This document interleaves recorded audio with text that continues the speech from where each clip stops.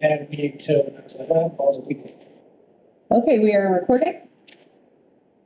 Good evening. I'll call this September 26, 2023, Fairfield Town Planning and Zoning Commission meeting to order. Go to our meeting. First item meeting is for September 12, 2023. Commissioner Harrison. To approve. Yeah, not to approve, but I do have some remarks I want to make. Is there a second? Second, Commissioner Francis. Commissioner Harrison. Yeah, I just wanted to see if we could modify the minutes. I don't believe I abstained from this vote. I voted in favor of the open space on 845 Middle Terrace. Yeah, so that was a 5-2 vote. Yeah, it says- I don't have the minutes in front of me, I'm sorry. That's okay. It says abstain Commissioner Braun, Commissioner Harrison. So that could be, No, that should be opposed yeah, it rather could than be, abstain. yes, I was asking you guys to change it. Yes, absolutely. Okay. And then I have another question. What are we recommending with this? It says, vote as follows to recommend acceptance of fee in lieu. Like, what is the number? Excuse me, can everyone speak up just a little bit? Oh, thanks. This was for, it will ultimately be determined at the time the subdivision application is heard, just like. So is there a number, I guess, associated with that? There was an estimate given at that time. I don't recall what that was, but if the formal, during the course of the formal subdivision application, it comes down, that's the decision is to do a fee, then the number will be determined. Just like we had some discussion last time.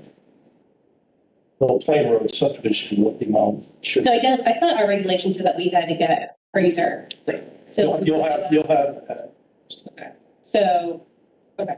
So does the commission decide the appraiser or does that happen? Well, if there's a question as to the value, ultimately, yes. Okay. It's jointly determined between the applicant and commission. All right. So the number that you presented, I think in the staff notes were not what we would be recommending. It would be based on the appraiser, appraisal rather. Right. We're going to get an updated appraised value from the tax assessor, and if that's divergent from where the commission wants to go, we'll cross that bridge when we come to it. But for the purposes of minutes, it was just a determination of whether you wanted to recommend a fee or. No, I realize this is just the minutes, but I just was going back to the regulations and said the fair market value shall be determined by an appraiser, but it's something like not, but you were saying the appraiser or the assessor, right? Well, traditionally, that has been an updated appraised value by the town's tax assessor. And if there is a dispute as to whether or not that value is correct value, then we can go out and get an outside appraiser. I'm just confused because the fair market says in our regulations that fair market value shall be determined, which means you have to get an appraiser. So I'm still not hearing we're going Well, to. the tax assessor is an appraiser. But to me, it's, but it also says jointly selected by the commission and the subdivider. Correct. The ultimate value is to be determined. Jim, I understand what I'm just saying, but who's deciding, I guess, are we getting a certain? This is a minute there. Yeah, I'm asking clarification on the recommendation. Well, I think is the recommendation inaccurate of what we did. No, I'm just trying to understand this. I just went back to the regulations. That's fine. We can talk about it at another point. I'm just done.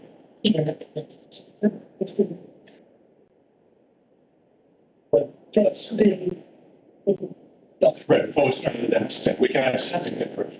Any other, for, Commissioner Pekowski is sitting in for Commissioner Brandon, yes. Commissioner Braun. Yes, I see my name is listed as abstain, and I'm pretty sure. Yeah, we just said. Right, that's the correct thing that. Oh, she fixed mine too? Yeah, both of you, it should be opposed rather than. Yeah, and I also think that, if we could, going forward, obviously we can't go backwards, if we could go forward, know what the calculation method is, that might change people's minds on whether we're going to take the money or take the land. I probably would always take the land, but you never know. If there's more money, I might take the money, depending on the land, the value of it. So. Yeah, I can see it's gonna come up with the middle plane, it's gonna come up with this one recommended, so we'll have time to talk, but I'll just get the minutes going. Okay. Thank you. Any other comments or questions from the commission? Actually, I just have a few more changes. Just on, Mill Plain Road, did we want to know that Attorney Leclerc and Ms. Martin were in attendance, or would that go under public comment? And we typically don't list all the speakers. Yeah. They did submit material for the record, which you have, so that kind of speaks for itself. So typically we don't list. Okay, I wasn't sure. Advice. Thank you. Let's do a vote. All those in favor, please say aye or raise your hand. As amended, thank you, yes. See seven hands, passes unanimously. Next items are new applications recommended public hearing, 225 Millville Ave, special exception and special permit applications for the town of Fairfield for site improvements for proposed pickleball courts at Tunsis Hill Park and the resident pizza. So, Mr. Chairman, I don't have much more to add. There are 4 existing pickleball courts at Tungus Hill Park. Parks and Rec is looking at 2 additional courts. It does require some excavation. It does require a special permit for the public hearing. I have a motion for board. Move to up here. Second, Commissioner Levy. Comments? It's required. Comments? Any other comments or questions from the commission? Is it in wetlands at all? No. Let's vote. All those in favor, please say aye or raise your hand. That's 7 hands, passes unanimously. 53 Umpqua Place, special permit application of Jocko Enterprises LLC pertaining to 3rd floor dormer additions and conversion of upper floors to a single residential apartment in the center design district. Okay, Mr. Chairman, this is the existing building on Umpqua Place. It's got basement, lower level, 1st floor, and finished attic. It's now occupied as office. The owners are looking to expand that attic floor and convert the 2nd and 3rd floors to a single apartment, and the 1st floor, the lower level, will be its office. The addition itself does require special permit and therefore public hearing is required. Motion. Commissioner Ford, public hearing, second, Commissioner Ron. Further comments? Commissioner Vaughn, any other comments or questions from the commission? Let's do a vote. All in favor, please say aye or raise your hand. See 7 hands, passes unanimously. 301 Commerce Drive, special exception and personal site plan application of Fairfield Spoke Ventures LLC for the conversion of existing commercial building for use as a dealership for motorcycles and scooters in the design industrial district. West. Okay, this is an existing commercial building on the south side of Commerce Drive that has had various tenants in it. Folks that are affiliated with Land Rover down the street are looking to do, it's called a Vespino scooter dealership. Conversion, no new construction, but conversion of the existing building. That is a special exception use. Thank you. I have a motion, Commissioner Francis, move the public hearing. Second, Commissioner Ford.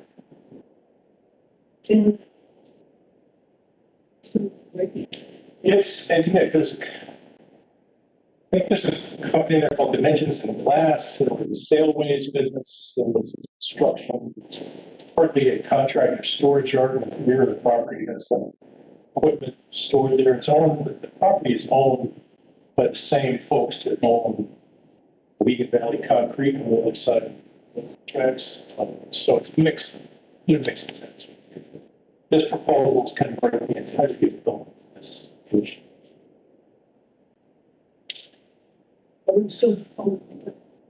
I don't know what the ownership situation is, whether there's a sell or not, or whether it's a lease, I don't know. But I'm sure we will find out. Commissioner Francis. Commissioner Ford. Questions or comments from the commission? Mr. to a vote. All in favor, please say aye or raise your hands. See 7 hands, passes unanimously. Last item. Till 10, I imagine, but POCD zoning regulations update. This is a commission discussion, but obviously. Go ahead.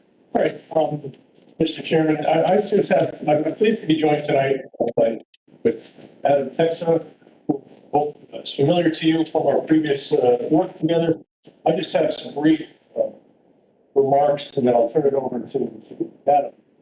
These remarks are not, you've heard most of this already, all of you. This is for the benefit of those that might be joining us in the room or on WebEx or maybe do it later. As stated in the opening paragraph in draft POCD, POCD is an articulation of priorities for public and private investment in the community for the next 10 years. POCD is not a set of regulations or laws. Strategies that are recommended in our plan are recommendations to consider going forward. The strategies, the regulatory scheme that helps implement those will ultimately be found in our zoning regulations.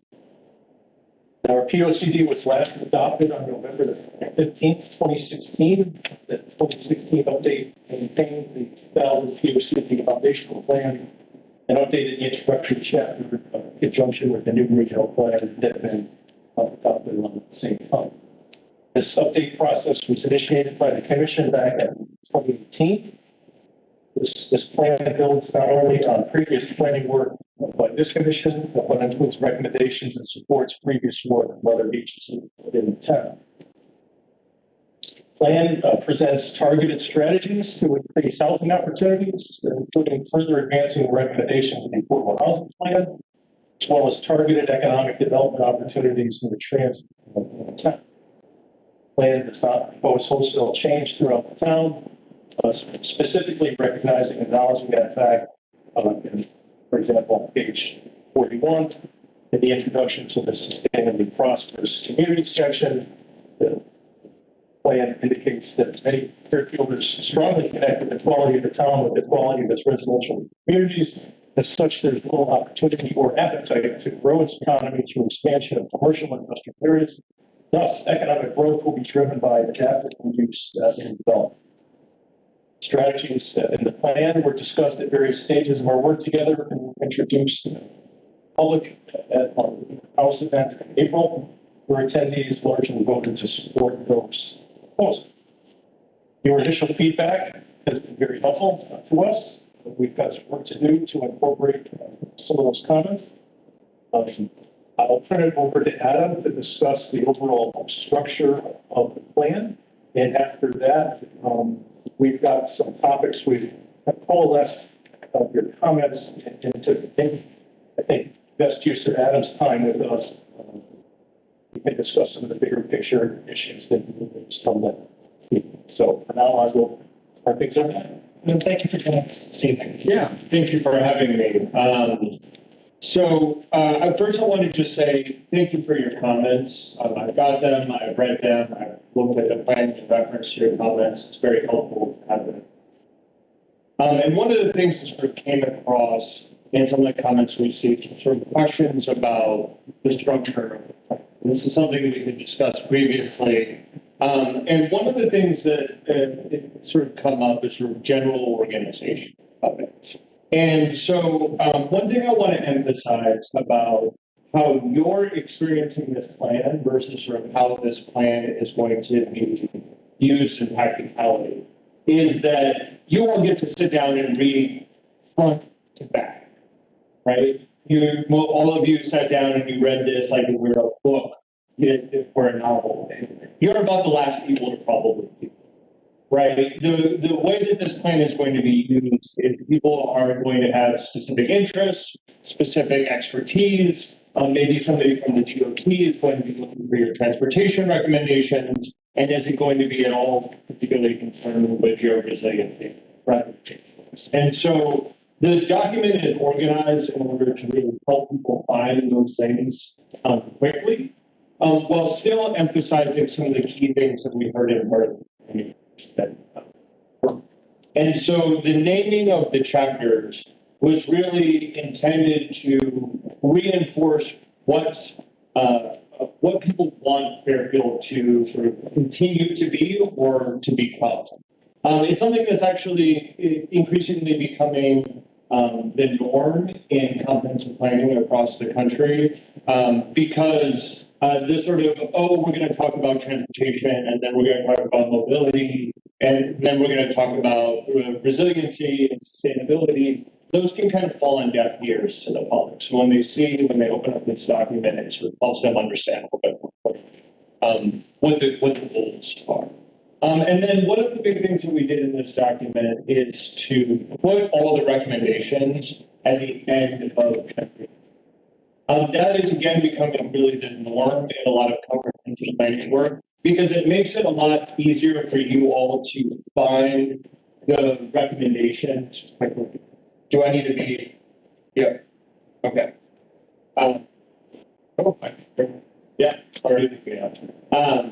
So it helps people find the recommendations easier. So if people already understand the general ideas behind the plan, they can find the answers that they need for what is being recommended. And then if they need to go back and sort of better understand those recommendations, they can read the section before. Finally, the thing that, I've sort of seen in some of the comments is this question about neighborhoods versus sort of a comprehensive or complete look approach to comprehensive planning. And I know that this is a conversation that we had previously, that neighborhoods have been sort of historically a way of going about planning. And one of the things that I want to bring your attention to is how that can lead to a very bifurcated or sort of divisive approach to planning. Because when it sort of treats each neighborhood as its own independent entity that isn't affected by anything that is surrounded by it.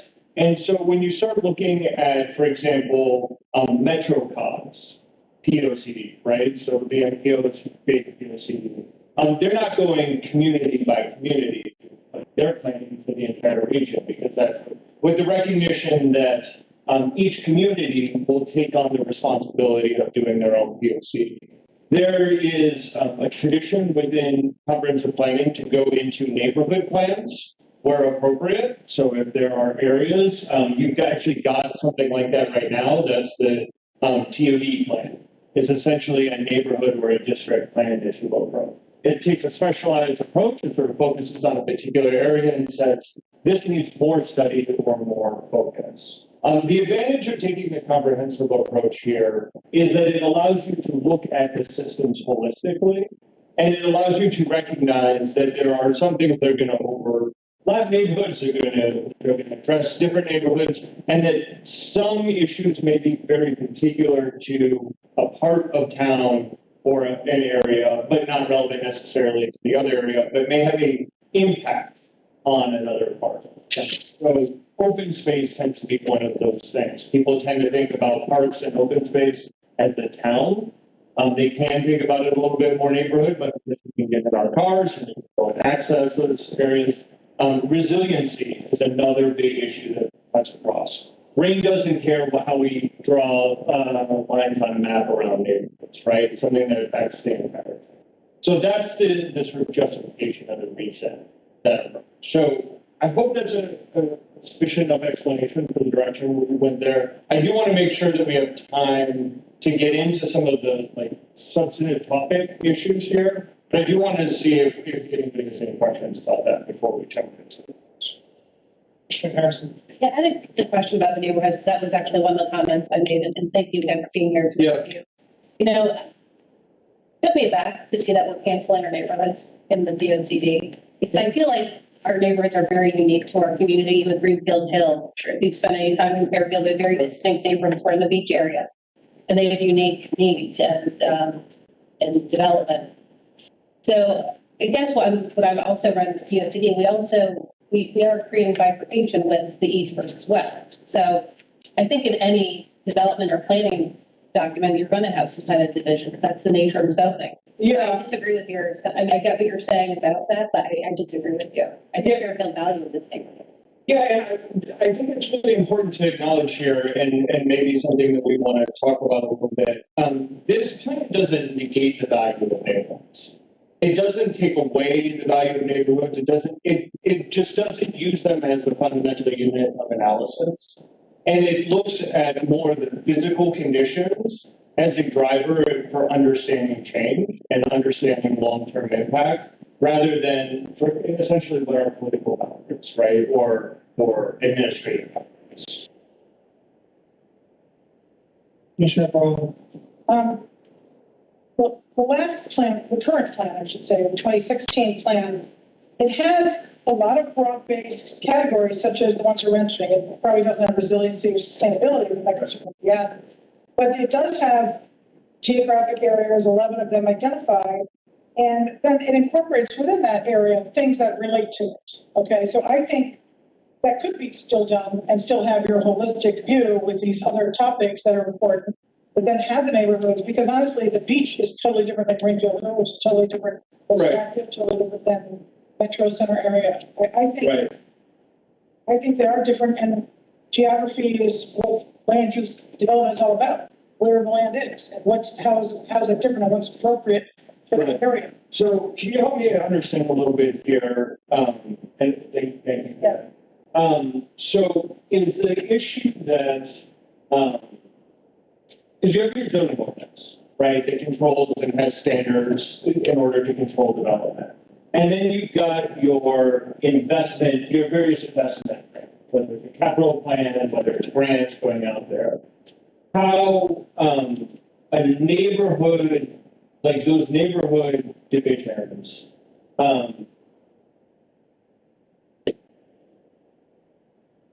better position you to zone or better position you to address some of the major topics. So here's an example that I want to kind of get into. It's like some of your housing things here, right?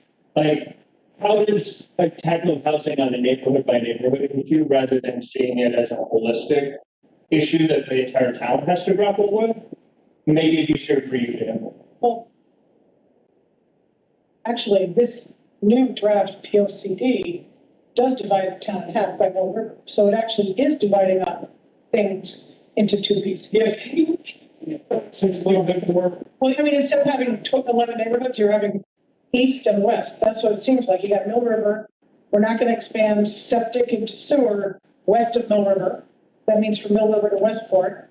We are going to expand infrastructure to add a lot of density east of Mill River. That means from Mill River to Bridgeport. So we actually do have a geographic designation, but we're changing it to 2 of them instead of 11, which we have now. So can I make a suggestion? I'm just going to try to touch on this a little bit. Is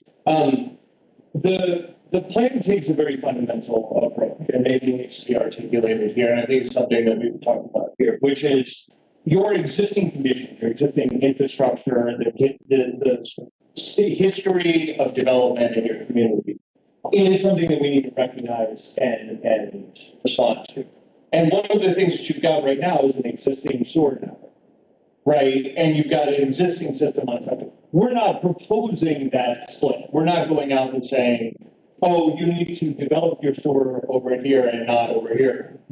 So I'm looking at sort of figure 36 on page 65, the sewer service area. Could you possibly put that on the screen so we can see it? Trying to pull it up on the tablet. I mean, that's about as close to an east west divide as I can see here, and that really reflects your existing sewer service. On page 65. The page You said 36, right? different than what's on the 36. PDF page. Like we have a PDF page on it, we have it typed in. Oh, zoom now. Yeah.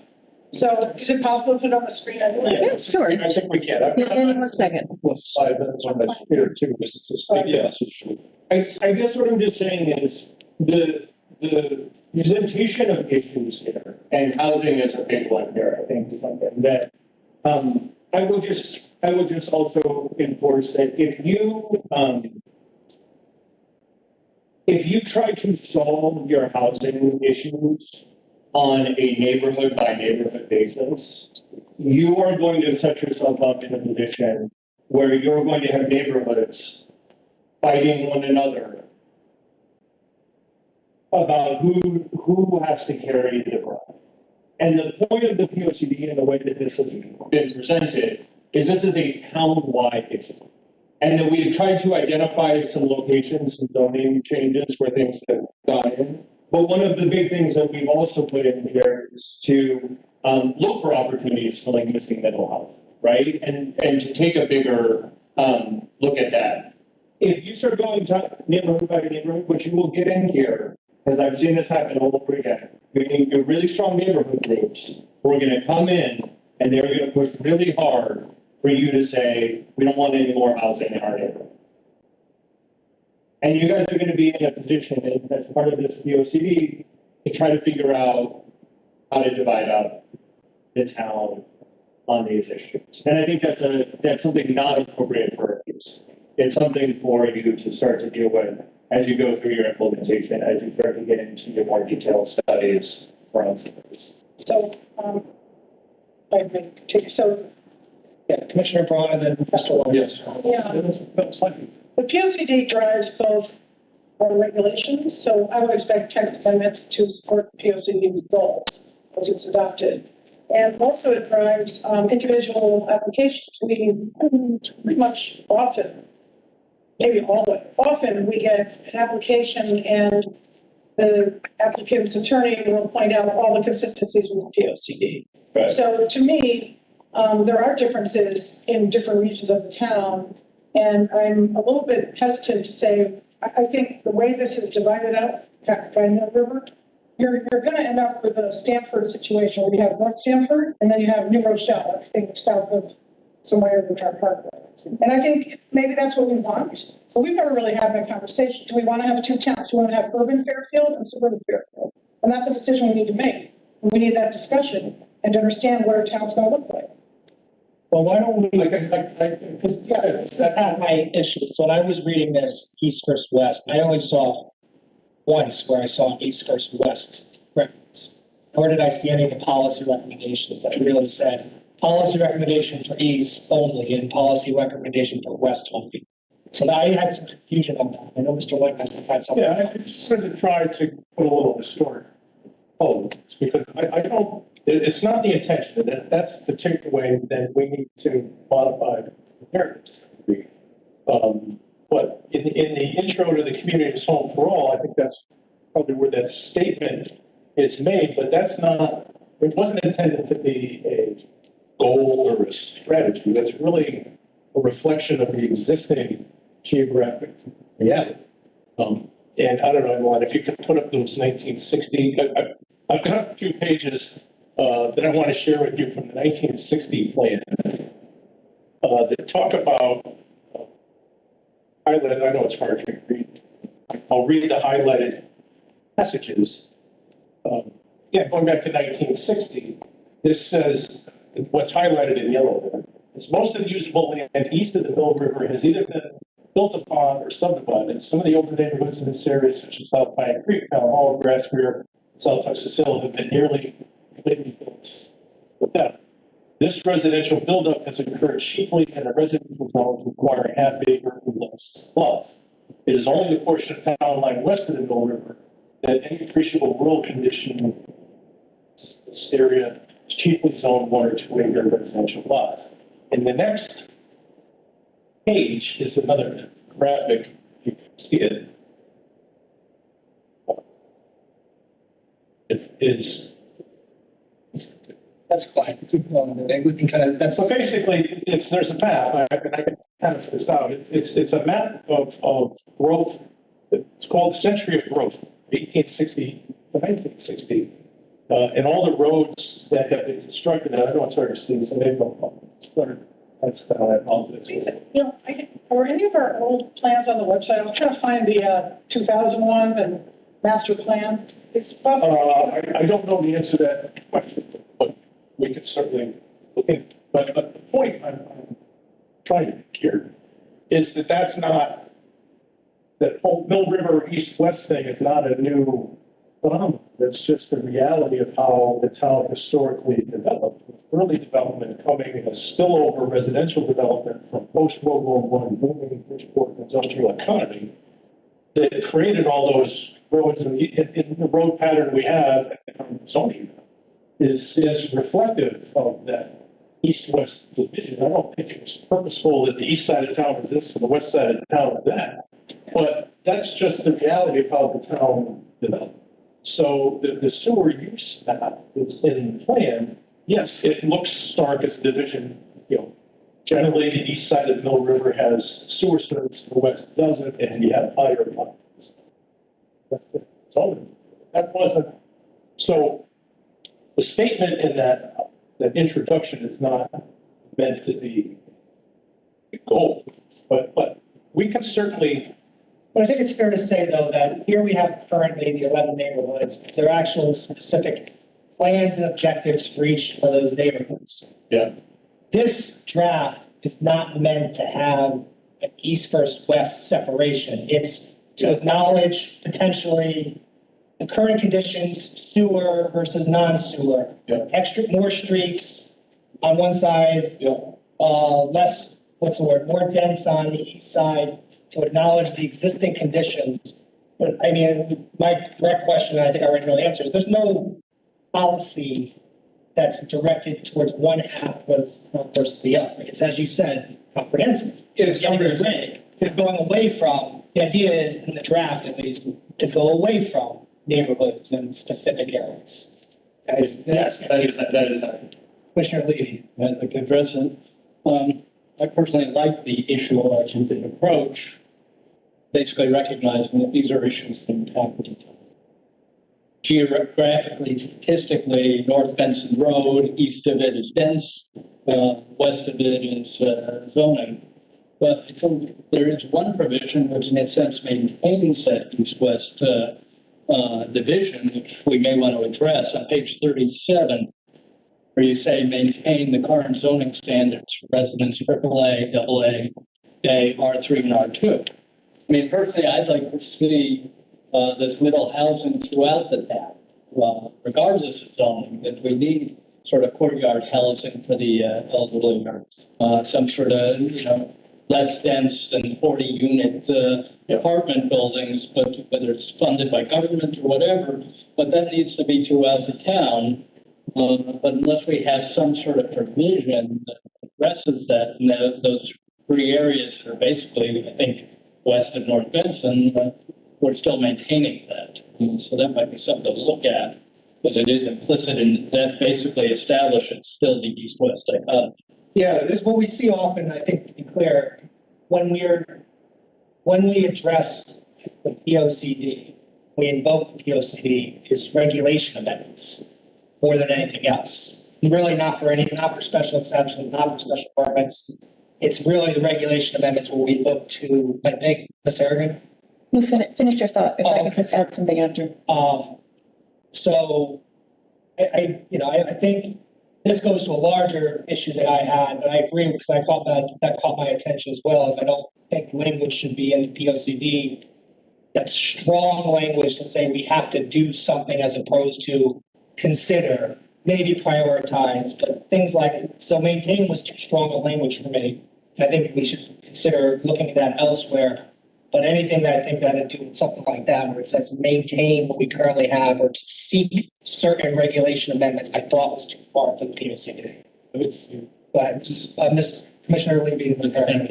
I mean, I would actually say something to the converse, which would be rather than maintain, but to look at alternatives to those particular areas, so as to permit middle housing or different types of housing within those areas. Something to consider, investigate, things like that, I think are good. They're promoted throughout. Yeah. No, I think that's, yeah. We have, housing strategies are one of the topics we want to talk about, and we can hear what you're saying, and I appreciate that comment. And I just wanted to add that the sewer map is in there is because we're required to add it per state statute. And the Public Works Department did actually request that we do add some language in there about maintenance to our sewer system. That right now, 50% of it has inflow and infiltration. So 50% of what goes to the plant is actually groundwater rainwater, and it's not just sewage. So it's a big cost to the town to not have that upgraded or fixed. I was in one call show. So I understand that the history, the history did get us to where we are.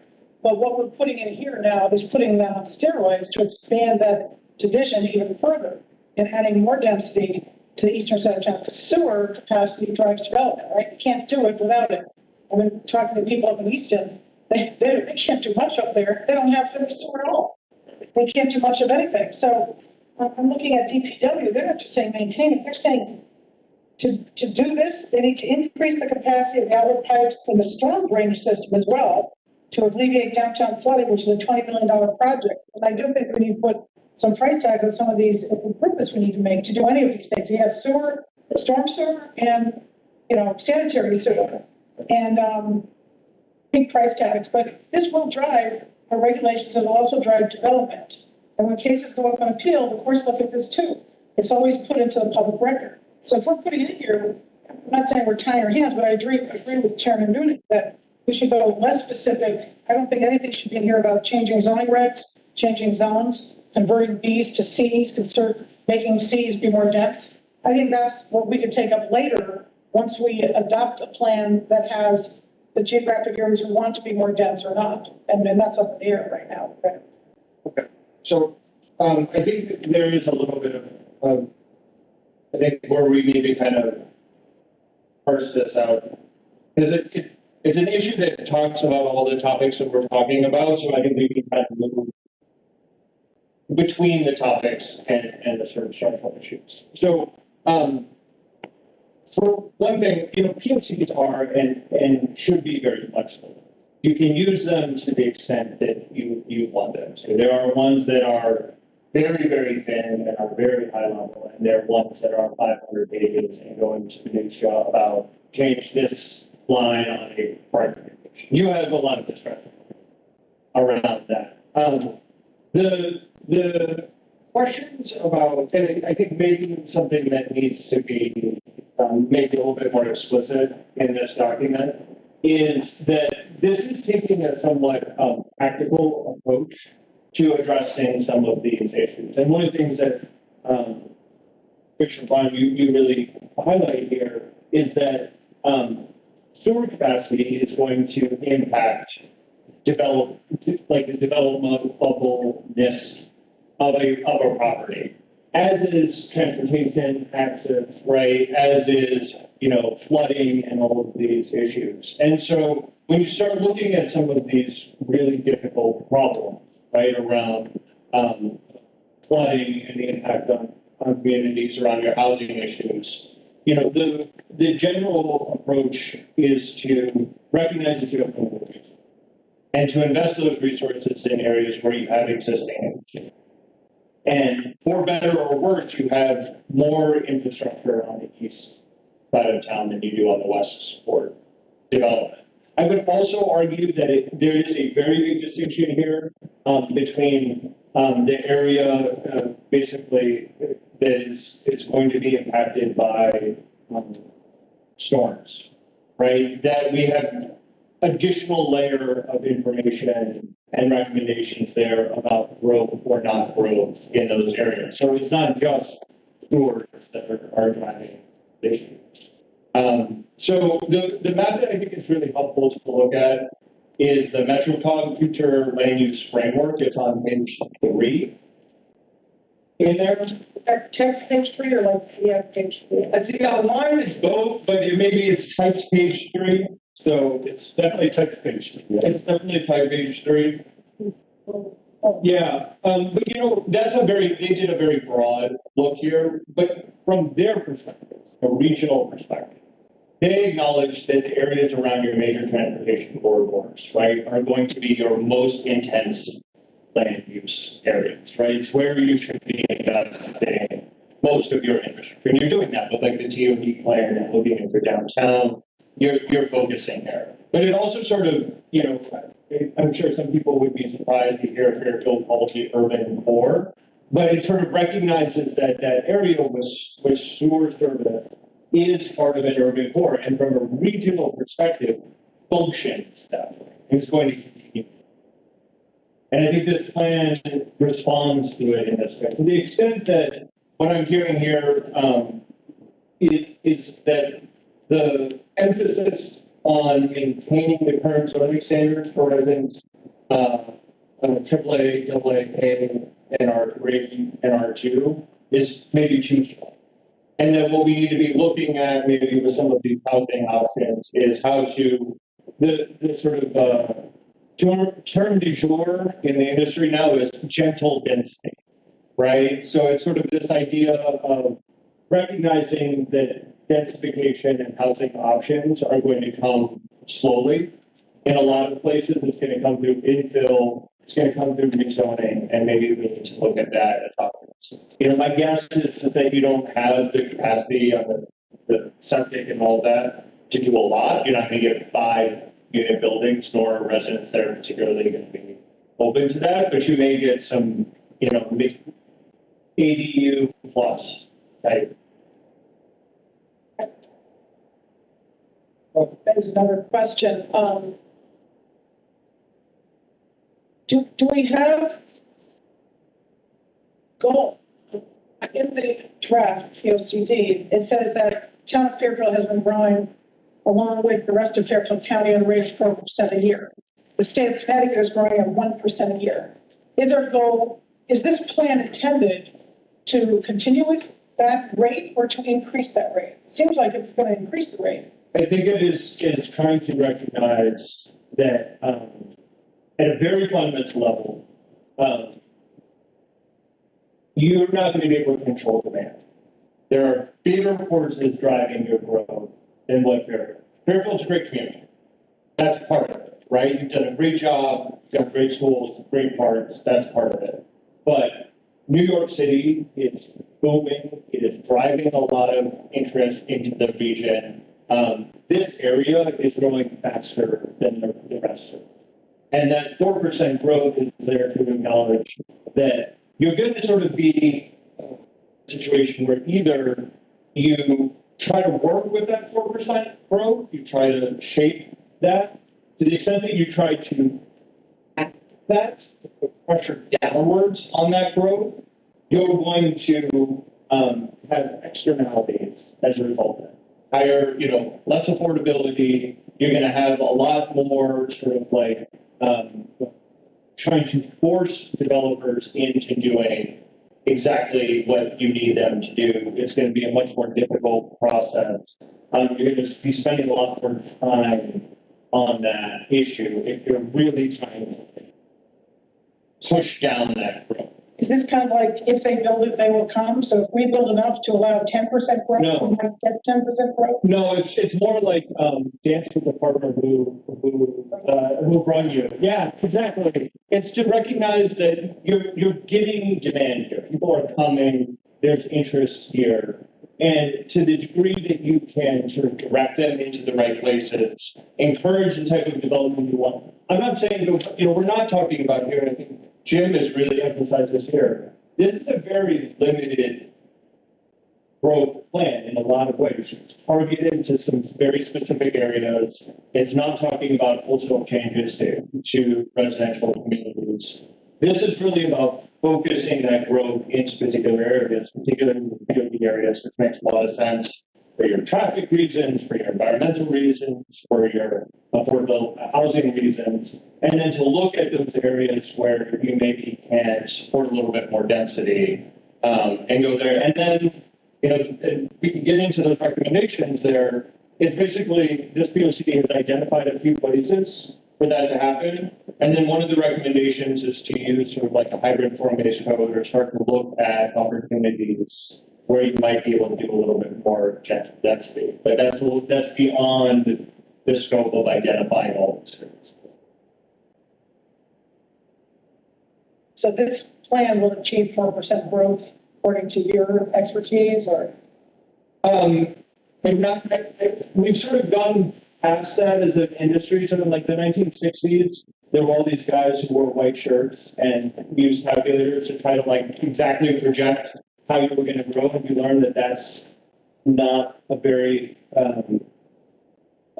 useful exercise. It's to say, recognizing that 4% growth is what's expected, and that the development and directing development should generally accommodate. We have not sat down and taken those numbers, projected out, projected all the units. We've learned, we've been humbled by that as an industry because housing markets change, pandemics happen, things shift. No, 4% over the next 10 years. Just as an example, the last 10 years, population growth was just a hair over 21, so 3.5%. And again, I just want to go back, one of the statutory, Emmeline talked about the sewer service map as a requirement of plans. One of the other things to consider is the state has been following for a long time is to concentrate, as that what we said, where existing infrastructure already exists. So within the statutes, there's concentration of development around transportation nodes along major transportation corridors to support the viability of transportation options and land use. When we get into, we have some slides on this, the actual housing strategies are very discrete areas. The areas we've been talking about for a long time. We've been talking about the interests potentially inside, which are areas that were traditionally our large employment industrial bases. So what's the best reuse of those pieces? And then there are a couple of targeted strategies which you may be comfortable with and may not, with respect to some of the rental density or missing middle or whatever that is, that we can talk about more specifically. But we've got some slides to walk through on that. If once we move to the housing, we're kind of talking about it. Why don't we just sort of get in? Yeah. So, and one, if you've got Can we go back to the neighborhoods though, because this, I think, yeah, because I just wanted to close it, just because on page 68, I think, sorry, page 68. I believe it's 60, I'm looking, yeah, sorry, but it's. That's right.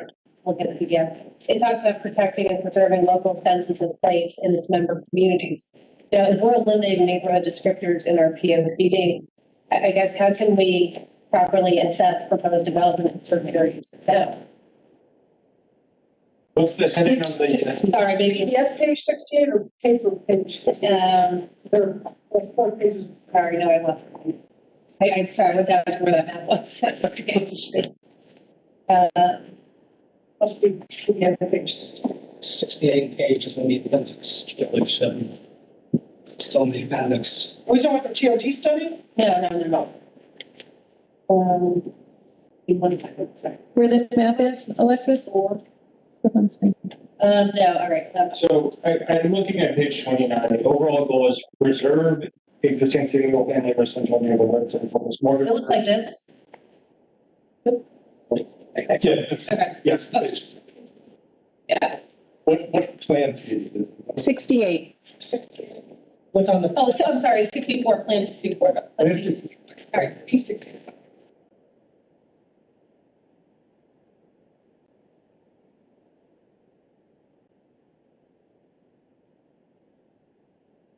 Future land use? well, it's Commissioner Harrison talking as well. Remind me of the last time. Where are you looking? So, page 64 on the right-hand side talks about protecting and preserving local senses of place in member communities. I guess it seems to contradict that we're getting rid of neighborhoods, descriptors in the POCD. So I guess how do we preserve local areas of town? Because land is inherently local. Every area of town has had different needs. It's all very nuanced, I think. Right. So, to be clear where we are in this section, I think it is helpful. This is a consistency with the state regional plans. So this is talking about how this plan is consistent with Metro Cog's plan and the state plan. And I guess what I'm hearing for you, and I want to make sure that this is clear, is that the value you see in these sort of neighborhood descriptions about where they should be going is in the land development process. When you get an application, and you're trying to decide through the variance process, is this a application that's consistent with the POC or is that? I typically love the POC, let's just say, I'm using Greenfield Hill as an example, and Yeah. that project with the back, as soon as that came, I had a bunch of the POCD and I looked up the Greenfield Hill area. To Right. see what our vision was for that. Right, so that's what. So I have used it as a guide, and I think they are effective strategy. But that's just my view. Okay. I'm wrong, maybe I need to evolve, but Right, so to the extent that we would sort of identify those, I again, typically the way that the neighborhood planning is done is done as a post-comprehensive planning effort. It basically says, we've done this comprehensive plan, we now know what the entire issues for the community are.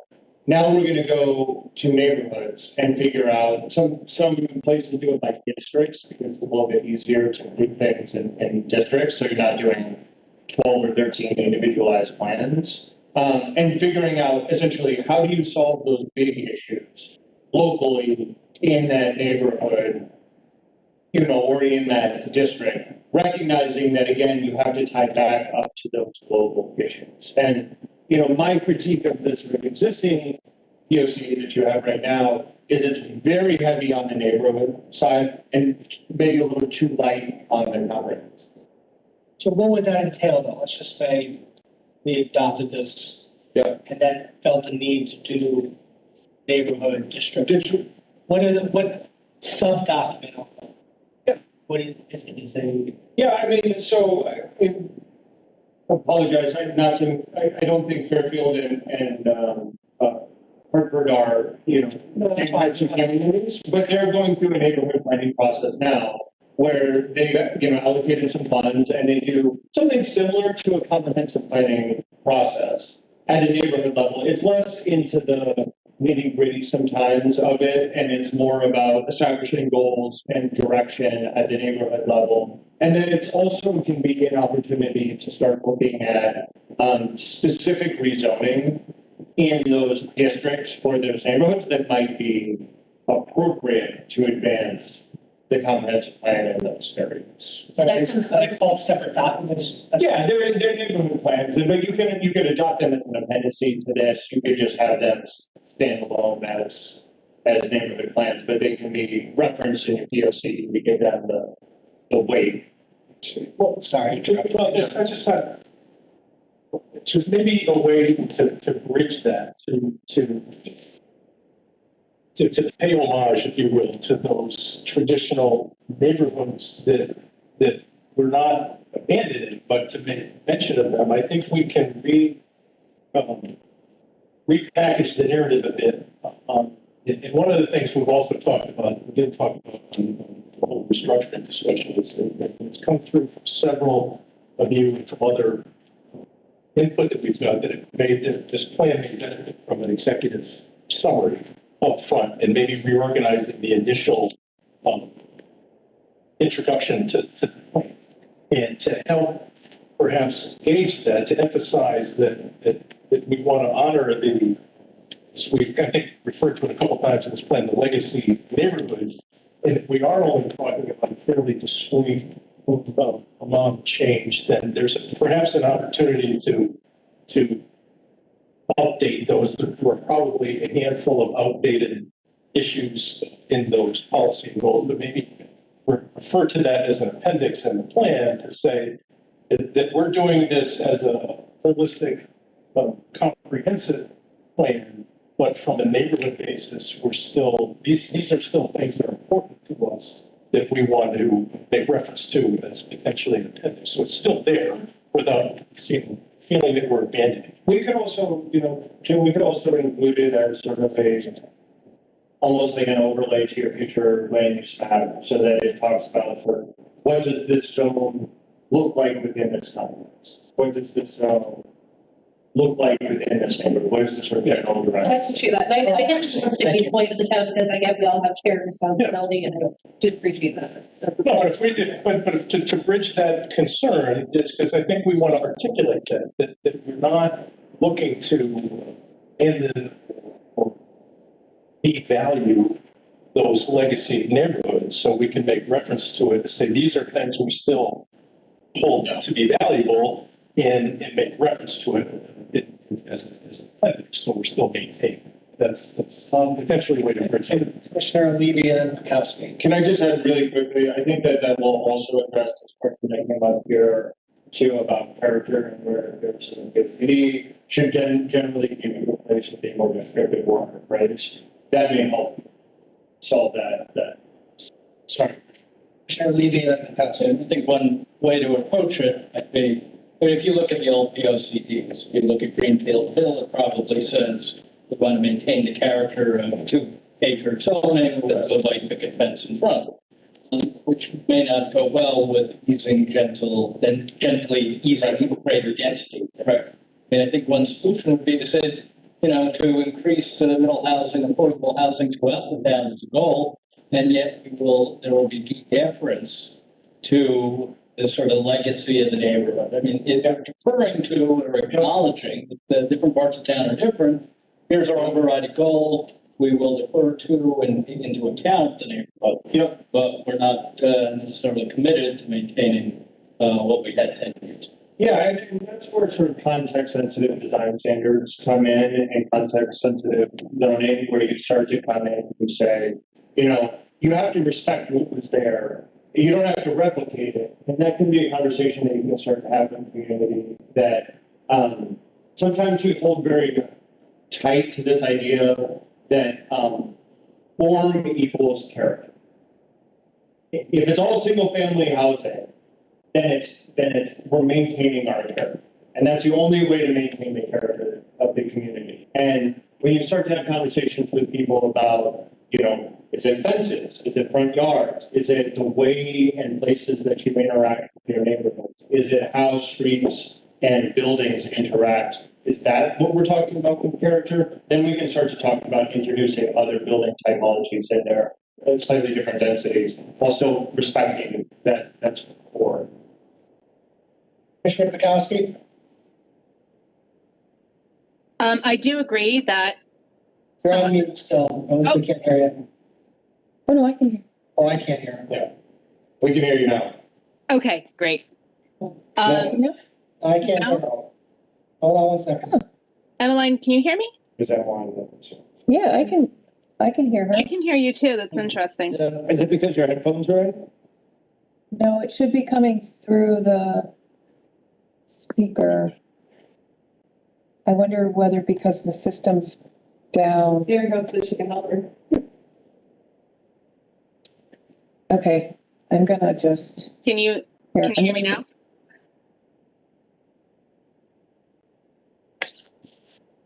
Okay, go ahead. Okay. I was going to say that I'm in agreement with, we don't want to dissolve the character or the neighborhoods, right? And I can see us wanting to, but I also see the value in looking at, especially when we're talking. Yeah, hold on, sorry. That's okay. It's just coming out of here, but. Do you want me to type my comment into chat? No, can you guys hear her now? Okay, go ahead, Janine. I was going to say that I want to dissolve the neighborhoods as we know them. But I also see the value in looking at, especially when we're talking about the housing as the town as a whole. And having moved here somewhat recently, I have come to see the neighborhoods as almost tied to status, right? And I think that as our neighborhoods have evolved, similar to what we're saying about certain neighborhoods not necessarily being places where we go to increase the density. And so I do support us doing both and emphasizing the importance of looking at this as a town-wide solution, as opposed to looking at, when it comes to housing, at least individual neighborhoods.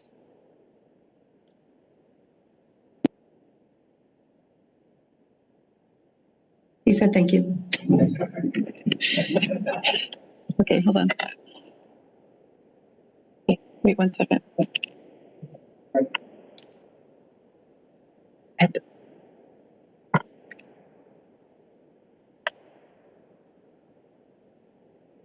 it should be all set. Let me ask you a question. Do you think it would be better if she called in so we'll be avoid that if she called in thing, or probably not? No, I think what's happening is for whatever reason, the mics in the ceiling are not working. I think it's just coming off of here and out of there somehow. I just figured in case she wants to, we can, calling in was helpful for her. Wait, I can call in. Someone just texted me that the sound quality on FairTV is very, very bad. I can't really hear it. Because normally this is picking up here. Hang on a second. I can hear you really well. Yeah, Janine said she can hear it really well, and I listened to it in the earphone, and I can hear it. Sarah can always hear it out herself, so. Mr. Penhowski, can you hear us okay? So, Yeah. Commissioner Francis. I just want to know what balance priority. Yeah, it's a great question. So that is, not something that we brought into the PMT. So those are, from the, states. Oh, now I'm getting. Yeah, hopefully that's the same. That is from the, it is a POD. And basically the way that they think about this is where they are investing their dollars. And so those different types of areas, whether they're village priority funding areas, balanced funding areas, or conservation areas, gives direction to state agencies about how they should invest their dollars based on those criteria. But I think it would be worthwhile to make sure that that's clear.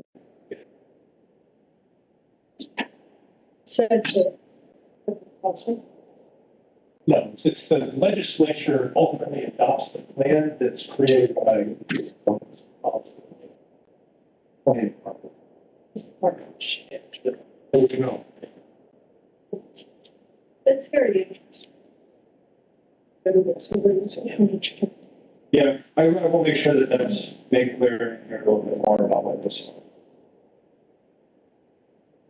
Hey, Jen. I feel there's some Just needs to make groups some on you. overriding code to Closer. increase housing. Is that, so Mike's on our desks this week? I don't know why the ceiling lights that are being installed are not. And our cameras aren't working either. That's a, what? There was it's kind of an underlying, we want more housing. We want more density. People I've talked to, very good, except very interested. We're going to develop the last part of the tract on local soon. One of the goals, space, and I'm just looking at it. I feel we need, what I hear people say is we need housing for the very young, which I think would be hundreds of apartments during the floor. So just a little visually, with 600 each. And the one here, probably something like that also, so we should to meet people. I think this is into next year's, one of the, I think it's on page 36, the feds should change the floor area ratio of developers are just going to build larger condos and apartments. That's what people who are downsizing, as they go from 2,400 to 18, 20, 22. Right. Like elderly housing in nice clusters, and then it's with the maintenance for the it's the demolition again. Some projects. But I just don't feel there's an overriding thirst in this town to be more developed, more people. Yeah, You know, the idea of the fourplex. It's the way to a fourplex. right. That seems good.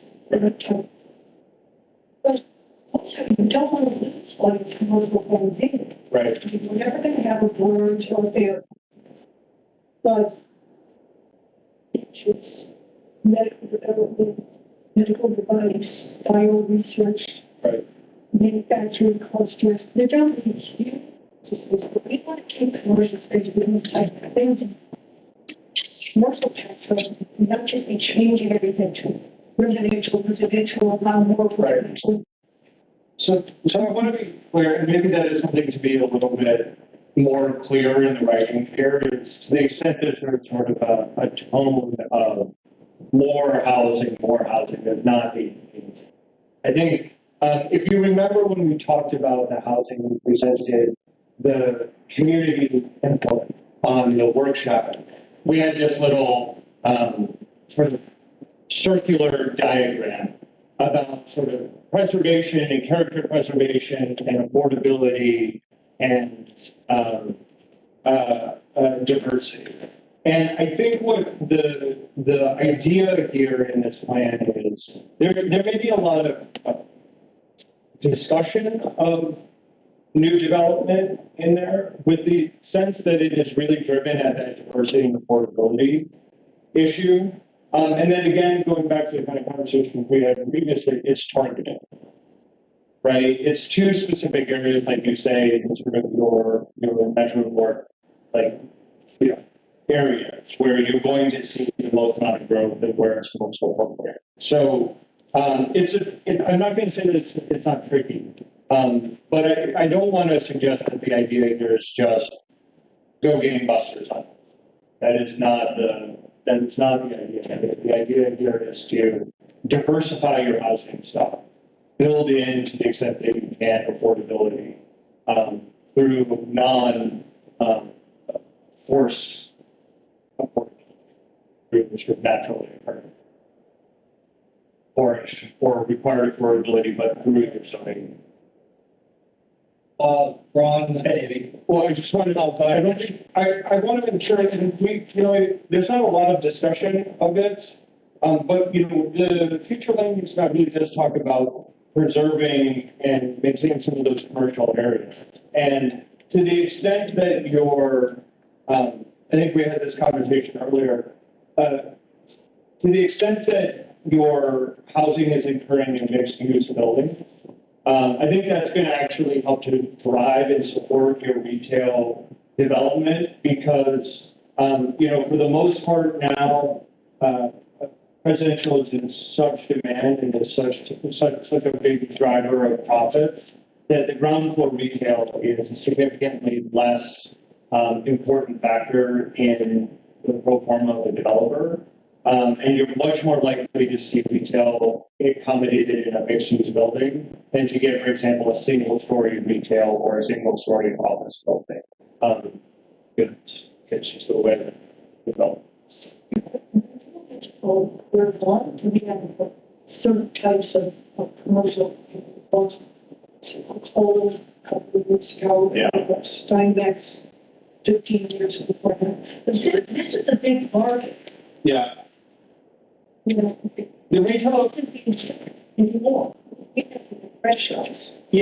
retail space is really in flux right now. It's a very difficult market to predict right now because basically what you're having is all the online retailers are coming in and dominating. Your malls are sort of trying to figure it out. We know that we've got some rebounding into the experiential retail. Remember before COVID, we were like, yeah, everybody wants to go out and touch things and be around one another. And then COVID hit and we all started buying things for our homes and the market shifted really into consumer purchasing of goods. And now we're starting to see that sort of go back into service. So, to that point, the future land use map does continue to identify those design commercial districts as, important places for continued growth and. Chair Brock, I have a technical question. Is the record of this proceeding, people are texting that they cannot hear it's garbled, they can hear random conversation. Is what we're hearing on the TV channel, FairTV, the same as what could be available on the internet later on, so that people who are missing from this commission meeting can listen in later? Like, will the quality be better? I don't know. People can't hear it on the TV set right now. I don't know why. So what is the record of this proceeding? If somebody wants to watch it later on. You're asking through. I'm asking a technical. Well, I mean, I guess the parents can be West. So, yeah, Janine can hear. She's calling in though, right? Or she's a No, participant in the Zoom meeting. she's on her computer, and FairTV has said that it's coming through clearer for them. Yeah, so FairTV is hearing It's it. been fine for the, Somebody who wants to look at the YouTube Exactly. recording, FairTV is recording that they're Just want to make sure we have a record. No, I We appreciate don't do tapes anymore, right? So So I don't know if that Commissioner Lee. I just have to use the term non-forced development. I find interesting. Yeah. Because, I mean, if we leave everything to the private sector, then we end up with 40 unit overdevelopment in a lot of areas. In affordable housing. We do have, for instance, our Affordable Housing Commission on Quincy Street currently buying up what was once, military housing, single family residences, and with the prospect of some sort of reuse and more dense development in those areas. I don't think I see it and hear anything addressing the potential for sort of governmental, municipal, charitable development for this gentle easing capacity. Would that be? I mean, I think we can certainly talk about sort of the position of the POC support, that kind of investment. The other comment that I saw in here that I thought was really interesting and which I think is a good point, which is the idea that some of the entry level housing is getting bought up, knocked down, and redeveloped. And this is a topic I've done a lot of work in. The real solution to that is to bring down your bulk standards in those areas to basically cap off what you could get if you were to scrape and rebuild. Right? That's the regulatory solution to that. But that's a big conversation to have, and it takes a lot of analysis. So I did this in another community, and we had all the parcel data, we had all the footprint data, and we went out and we figured out how many people were getting, what percentage of homes were going to basically get tapped out, because it could mean, hey, I want to put an extra bedroom or two on my home. You're not permitted to do that. But that's sort of the way, but certainly talking to Maybe already, Mr. Bowman, a lot of other locations, each, about 8% of them are on it. yeah. It's not the same things in it. Yeah, some of them are, but you can kind of look at it, and the way that, the community where I was doing this, their reaction was about that. And what they're thinking was like they were seeing, and it's sort of funny because this is probably not a shocking price to you, but it was shocking. Like 1.1 or $1.2 million was like blowing them away. Like, why are we doing this? And so we had to walk them through the conversation that a developer could look at a property and say, we could do 1.2 as a single family, and we could make a certain, profit off of that. Or we could do two smaller ones. They're not going to be cheap. They may be $750, right? But they're significantly lower in price, but they're also smaller. So what you can end up with is more expensive on a square foot basis, but cheaper on hey, I need to put together a down payment to make a mortgage payment. It's just, yeah, expand. So we've had difficult discussion back in 2007, 2008, was a push to reduce the overall bulk. Because of that, tear down files, people felt that was changing things too much. And it was a very, very compelling process. And we had, Jen, can you move closer to the mic? sorry, where we had probably equal numbers of folks advocating for reduction and those that the way they are. And when the commission came down, there was some concern that putting too heavy in that cap is going to create too many non-conformities and therefore more business use. It was about a middle ground approach. The overall height was reduced from, we did some other thing. Commission didn't ultimately change the otherwise. So it's difficult. But maybe to talk more specifically, we can talk about housing strategies that are in here to see what you may be comfortable with, maybe not be comfortable with. Some of those, because how they address, I think there is one I'd like to expand upon a little bit, that may speak to some of the concerns that people get. So I don't want to say, no, these are questions, but I want to get to the specific. We were going to make a transition, some items, so that was a good time, yeah. Okay. So, the specific housing strategy, we talked a little bit already about outlining strategy. Page 37 is the, on the page. So we spoke about that a bit already. Strategy B talks about diversifying housing options in strategic locations, which includes encompassing potential expansion of the center design district. Particularly, some of the things that came out of the transitory development study, eliminating a 50% permanent limit on floor area. And then there are some discrete specific areas where we're talking about potential ways to add more diversified housing. So one of which is figure 21 on page 38. And is a small area around Wayne Street and Hurd Street, which is currently zoned A. But they potentially considering that to zone B.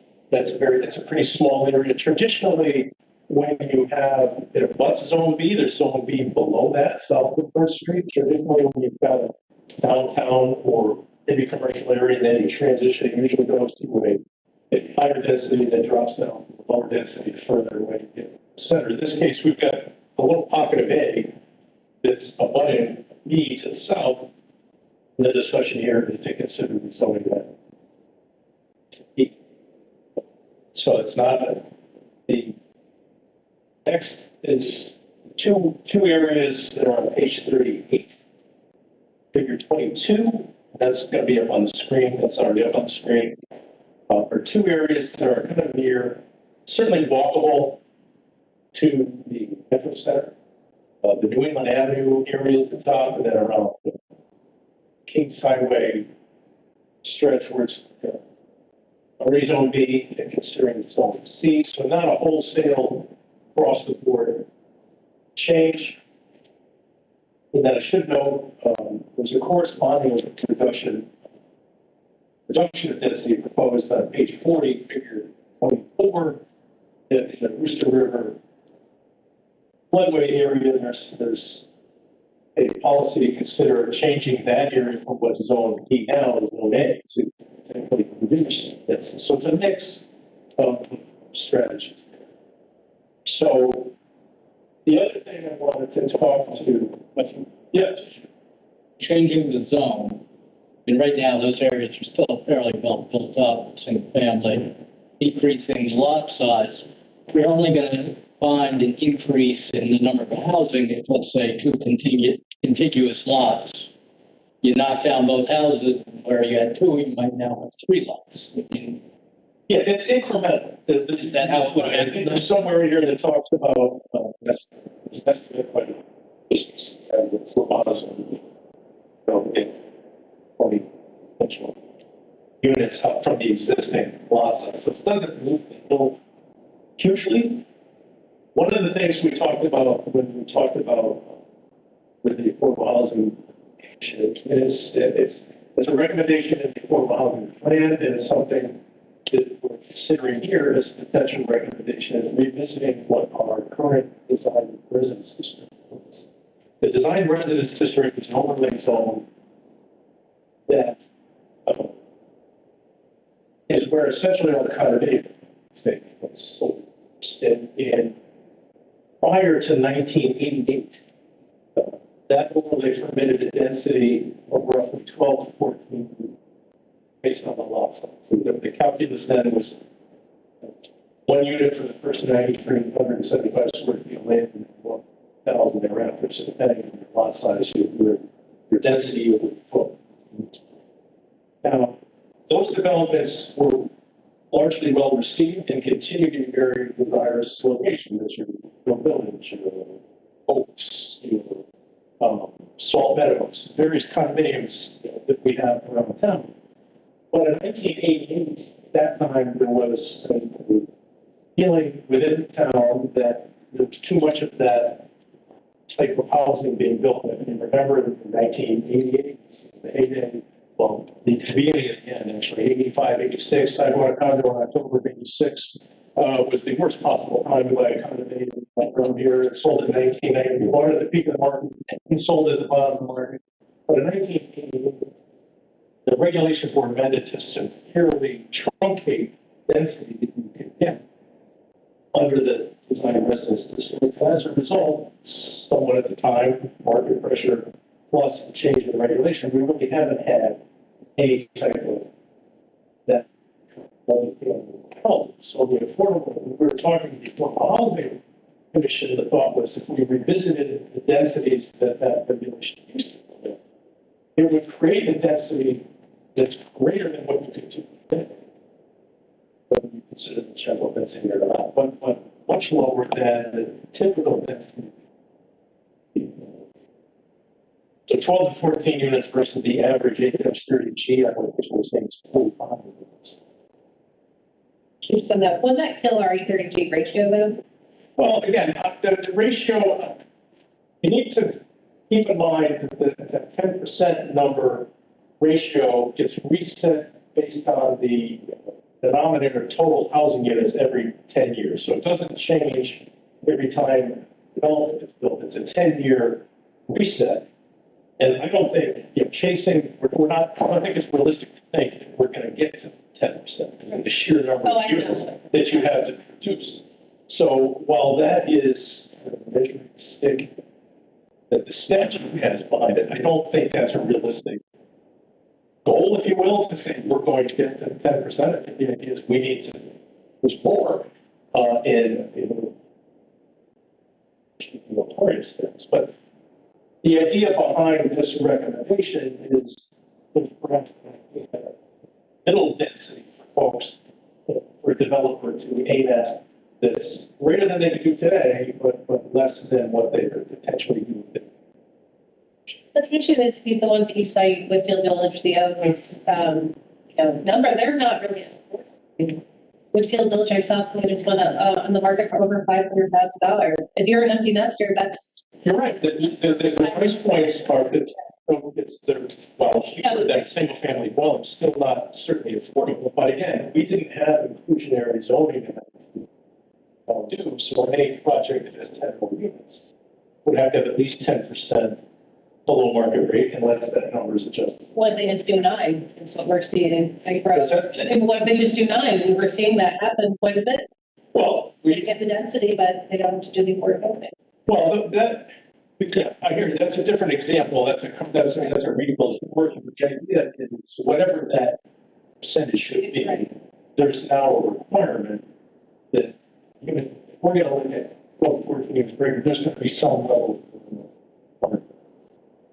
The other thing to think about is, and I think this is to be really clear is this is going to take some time to build this out. Is thinking about other ways of talking about permitted densities without using density numbers. So when you start talking about housing types and sort of configurations, and you can back into density numbers, but you can also make it so that there's essentially a minimum density. So they can do like 9. Right. And just kind of be like, all right, we just got it right under the, ceiling. But that's something that. But yeah, there is, I mean, to be clear on this, if you all figure out the way to solve this housing issue, give me a call, we'll make some deals, we'll go out, we'll make it some custom money, it's very difficult. The building out, is never going to be, you're never just going to be able to unleash the private market to go through there. There are going to need to be patchwork solutions around, inclusionary incentives, supporting nonprofit developers, supporting, affordable housing developers who are interested in doing good projects and working with communities. I will say that one of the things that all affordable housing developers will tell you, and these are people who are doing like 80% affordable housing, senior affordable housing, like really tax-driven projects is, they want communities to tell them where to build. They hate going into communities and going in and saying, we want to build here, because then they've got to get place. To the extent that communities can identify locations and say this is where we want it to be, they are so much happier and they're much more likely to get it. Well, we're running this, do you see any, I guess, we had the 10% inflationary zoning law here, or regulations. Other towns have it much higher. Do you think we should revisit that number and increase it?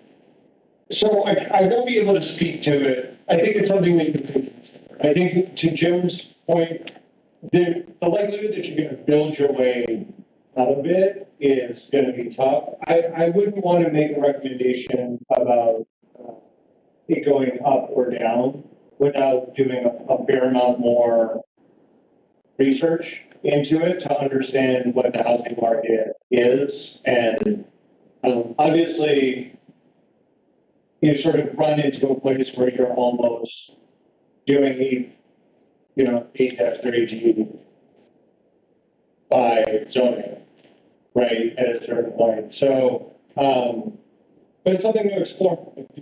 Or it's certainly something you could dig into a little bit more. The affordable housing plan did not, I believe, touch on that. Well, the Affordable Housing Commission has been trying to push towards 15%. We had some discussion when the center project was on in the TOD study, the economic analysis that was done there. When the commission pushed consulting team there to consider a number higher than 10 and try to work towards 15, and that time their analysis was, 12 would be about the most that they would suggest. But I will also say, maybe this is editorializing that. There's a fine line between percentage that's geared towards really incentivizing and trying to create units versus a number that's so high that it's a disincentive for anything actually. So there's stuff. So it's a hard needle to. And the other thing that you all could look at if you were interested in this is middle income housing. It's becoming a big issue. And basically all of the federal tax incentives, all of the state money is all geared to low and moderate income housing, typically below 60% varying median income. Communities are consistently running into the reality that people in the 60 to 120 range are also really struggling because they don't quite have the incentives. They're not getting the Section 8 vouchers. There's no federal money for it, but the housing prices are going so much up. And that's a market that's much more accessible to the developer because you're much closer to their real bottom line rents. You're not trying to push. Once you start getting down to 60, 50, 40, 30, you really have to stretch. a lot, whereas 80, 120, you may even have developers who are able to offer market rate essentially at 120. And going back to the recommendations here, I mean, was the language that we were kind of going, increase this, increase that, I mean, it certainly catches me as like a little too hard. And Commissioner Levy is similar on maintain. Yeah. So I mean, that, and I see that kind of throughout. And I understand why, because this is actual housing and that there's probably a little bit more substance to this, so to speak. But I would, tailor that back to give us give us that this is a guide and not a direction. And I do see the strategy A, maintaining historic districts and legacy neighborhoods. So there is an opening here to discuss for that, for the legacy stuff. Yeah, and I think that what I'm hearing is a little bit more discussion of what maintain historic districts and existing neighborhood between, and that maintain doesn't necessarily keep exactly as it is today. But allow exceptions. Yeah. Or Yeah, well, there may be a time, the chance where we want as a commission, again, not something we're doing this anytime soon, but we want to put things in our era like cluster housing. Right. Potential tool or arrows in our quiver to address these things that could be appropriate in AAA. With the amount of land that they have available there, or at least that is the potential thing. So Yeah. that's the kind of, I guess, softening language to allow the guide, and even maybe even taking out the figures is like identifying specific areas necessarily that we should be addressing as opposed to maybe having that in our back pocket, but not specifically singling out neighborhoods in a POCD. So the advantage of doing where you do know where the staff has done work and just put it in there is it does give you a very strong foundation for going through and looking at so zoning changes for it, And act as an example for others. And act as an example. One of the things that we can also sort of emphasize here and, what you should be doing in this is that, to the extent that there are variances, to the extent that there are exceptions to all of this, those exceptions should meet the goals and objectives of the POC in general. And that is your place to say, well, is this a project that's going to support the resiliency? Is this a project that's going to support any of our other goals here? And we can make sure that that's clear here as well. No, that's fair, because I mean, if we kept maintaining current zoning standards, I could see if we had a regulation amendment change in any of these, AA, AAA, that met other like resiliency and this, but at the same time, we're changing, I don't know, the size of the lot. That people could say, hey, you have a maintain here, and it's softening it to give it the guide and the priority and part of the consideration, I think. Strikes me as important for us moving forward. And maybe what we can do is sort of going back to the structure of this, with the idea that, you could pull out these sort of blue pages and use them really as the guide. That just putting a little bit of disclaimer underneath all of them to that point. That these are recommendations, they are meant to guide direction, that they are not absolute directions. They do not bind, the commissioners. No, I think a footnote at the end like that would be helpful. I think that's what the intent is anyways, what this kind of document is, but I think it's important to put that out there that, as you said, this is a guide. These are recommendations. They're certainly not regulations, obviously, not something that the commission is holding to, as opposed to, sorry. Yeah, I'll just take what Jim said at the beginning of the meeting, and I'll just drop it right in. So it's perfect. Commissioner Braun, you had something? Yeah, questions. Did we get input from different, I know that this has went on for 5 years, and I think you as a consultant had for about a year ago or so. Yeah. So at some point during the 5 years, we've gotten outreach to different town departments and commissions, et cetera. I can't find any of that input. Is that on the website, or can we get it posted so we can get that? Yeah, so when we were hired, Emmeline and Jim put together basically their notes from meetings with all of the different departments. And we had a series of meetings with the different commissions as we went through that process. And that sort of informs Is there any input from them? Okay, I was not aware that they were meeting. I'd like to know, if they write something down, if they write a memo. I mean, there were conversations like that, so we took notes, we had conversations with them about what their interests were. I think, the document generally reflects, their, It's been sent to them. and it's been, yeah. Are they gonna look at it now? It's just an example, I sent to you, I think we distributed we had a meeting with, Public Works. Right. There, and as a result, they had two items that they thought needed to be more specific, and you referenced one, the drain, the town drainage system downtown, that's this plan talks about some of the green infrastructure stuff. Recommendation is to run a sustainability plan. Their recommendation was to include, hey, that's gonna help. If you really want to fix it, it's the undersized outlet pipes that the system drains to that needs to be done. That we're really going to try to alleviate flooding issue from these more common surging rain events.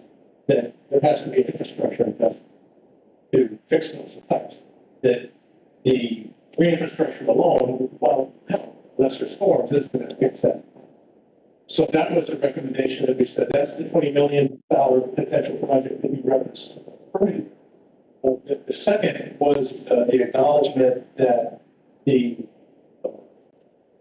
because there's, and to identify the plan, one of the other things I'm about to say is some of these things aren't necessarily zoning related, but to identify that it's an issue in the plan helps funding sources and grant applications and the like. So while improving downtown drainage isn't necessarily a zoning, but to identify that problem, the chief of. The other was with respect to storage that we talked about, was recognition that 50% of the flows that the treatment plant currently treats is stormwater infiltration. But it's not actual, because the pipes are old. And so there needs to be infrastructure to reduce that infiltration. I also have a question about that, because when we did the downtown development, that's now I'm sure we'll talk about specifically, but that was a question I raised, and maybe somehow it came out that the storm sewers and the sanitary sewers are not a joint system, but one can flow into the other when there's a high water event or overflow from one. Which way? Yeah, they don't necessarily. I mean, the drainage system doesn't flow into the sewer system, but the reality is the pipes are old enough that there's separation from the joints. The manholes aren't watertight, so if you've got water in the street, some of that is going to holes out the storm drain. Water Is that in the sewage on the beach then, basically? Well, no, so that's a different issue. That when you've got a huge supercharged vent that overtaxes because there's so much rainwater infiltration in the system itself, that when you've got a super heavy, because of all that storm water that gets into the storm, sanitary sewer, it exceeds the capacity of the treatment plant. So by reducing the infiltration of that outside water, doesn't need to be treated by the sanitary sewer. You reduce the number of times that system will flow, and D, you spend money fixing that infiltration versus spending more money to expand the capacity of the plant. So the sewage treatment plant is where it ends up on the beachfront, not from the catch basins of the storm sewer system. So, yeah, your system gets overloaded, and there's only one blood strike to go. So does the sewage treatment system have to be upgraded also? I didn't see that in your. No, I think the idea that what Public Works folks are saying is it makes more sense to invest on the existing distribution network that we have to reduce that infiltration rather than expanding the capacity of. And are they saying, well, like, I don't have anything from them, any detail, it'd be nice to get a little detail, because are they exploring the possibility of, if this is fully built out the way the PO, this draft envisions, or are they looking at it the way it is now? Because we have problems now, right, with flooding and worsening Well, soil. for example, there's a very large project that's been pending going out the bid. Place the east trunk, portions of the east trunk. sewer line. Where's that go? Well, that goes basically takes a whole side of town. Some of those pipes run behind the Board of Ed building, you can see them. But the specific part is to, there's a pipe that's within the wet, underneath the wetlands that run from Metro Center towards Grassmere Avenue, towards Riverside Drive. That is on the drawing board to update the pipe capacity to full. That's storm sewer, That's standard. sanitary system. Because one thing that I'm sort of observing, not just with this, but with traffic and a number of things, there are studies and there's things that have been looked at, but has been looked at with the added density of both residential and commercial development of the added impervious surfaces, if this POCD was fully implemented and fully built out. Is someone looking at that? Traffic circulation, storm sewer, sanitary sewer, if this is fully built out the way it could be, if we expand the density wherever it's being proposed here. Yeah, so I think There are metrics for that. well, I will say specifically, yes, with respect to the metro. Goes back much longer time when there was about 1 million square feet of what we envisioned to be commercial office building. Obviously, the market has changed. But what was done there is there was a substantial infrastructure that's already made to improve seven intersections, redo a lot of road alignment and update accelerated traffic signals in advancement of that.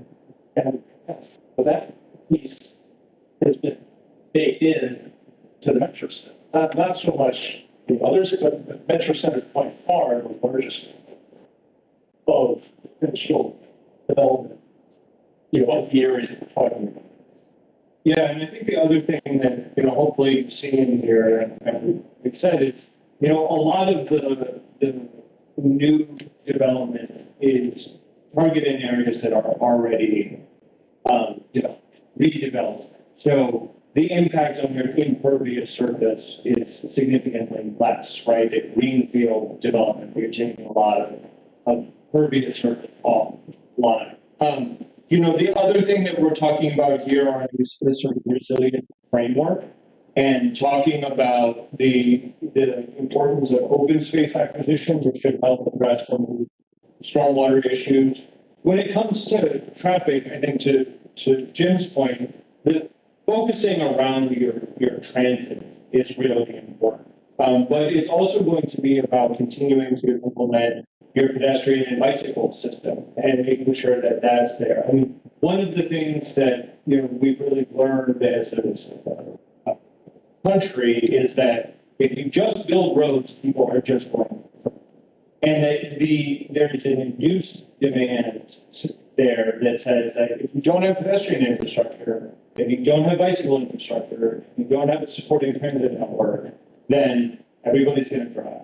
And so looking out and trying to model like traffic impacts of development is very difficult to do or is something you can do.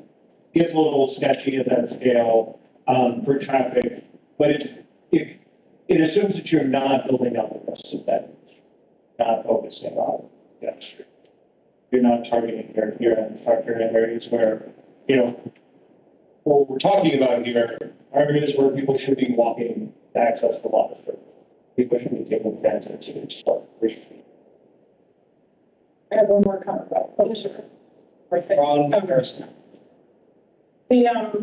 agree with Chairman Newman. I think I said this before. I don't think we should reference any specific districts or zoning changes at all.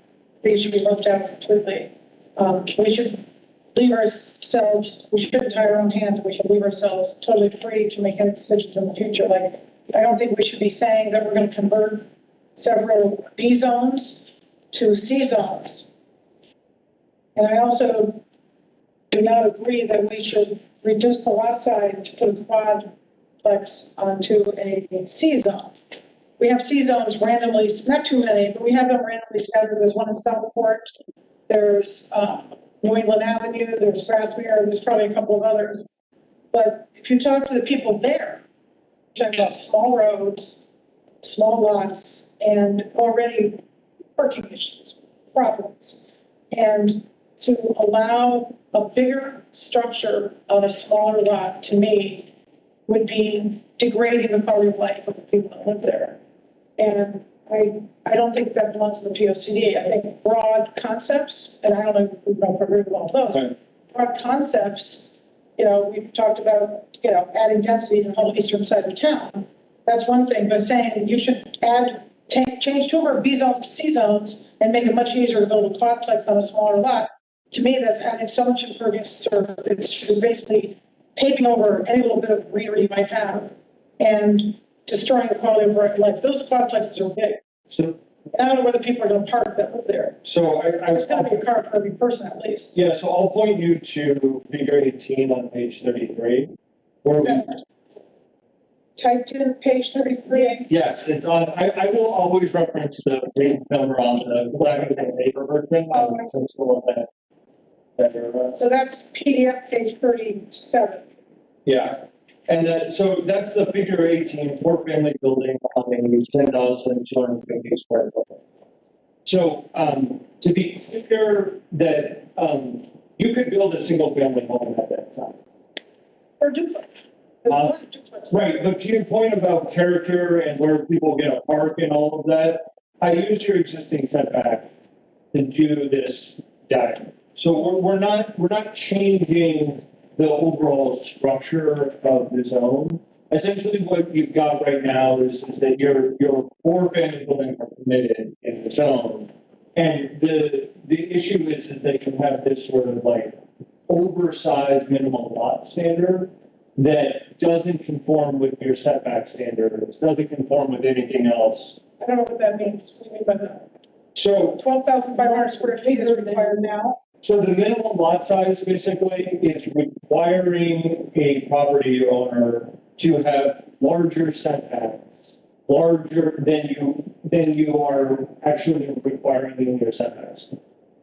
I'm talking about the lot size. Right now, the quad in the C zone, 12,500, this would reduce it to 10,000 square feet. To me, that means you're going to have more people living on a smaller lot, and you're going to cover it more, and it's going to be bigger. So part of that is a recognition that on a lot, so the coverage of the lot is going to happen regardless of whether it's 1, 2, 3, or 4 family, because you can build large, this is a conversation with deciding, a large single family home, right, on there. And the point that we were making here is that the reduction in the lot size, which is actually pretty small, relatively speaking, it's about a 10% reduction in lot size, is just allows for parcels to actually meet the rest of the minimum standards in that zone. So with the 20-foot front yard setbacks, 15 feet side yard setbacks on one side, 5-foot setback on another, the lot would need to be about 82 feet wide and about 100 feet. It's not a big change from your existing standards. It's just basically permitting it to happen. Because right now what you've got is a situation where you permit 4 families, but there's nowhere to build them. Right. I feel it's too much detail to go into the POCD, and we should leave it up to ourselves what we decide to do with our zones and our zoning regulations later on. So that's the But other. that's never like a salt and language. You just don't want salt and language. Consider. I don't want it in there at all. I don't think it belongs there. It's not in the prior one. It's a master plan. So if you look at, I'll give you some examples of some, POCDs. The POCDs are your documents. They're there to guide your piece. You are not bound. If that's really important. And to our conversation earlier, the detail here, though, is important because we've gone up to the community. We've talked about these as potential opportunities to dig. You're going to have to go through the process of rezoning. But this is demonstrated to the, I think somebody asked a question earlier, like, how are you going to do this?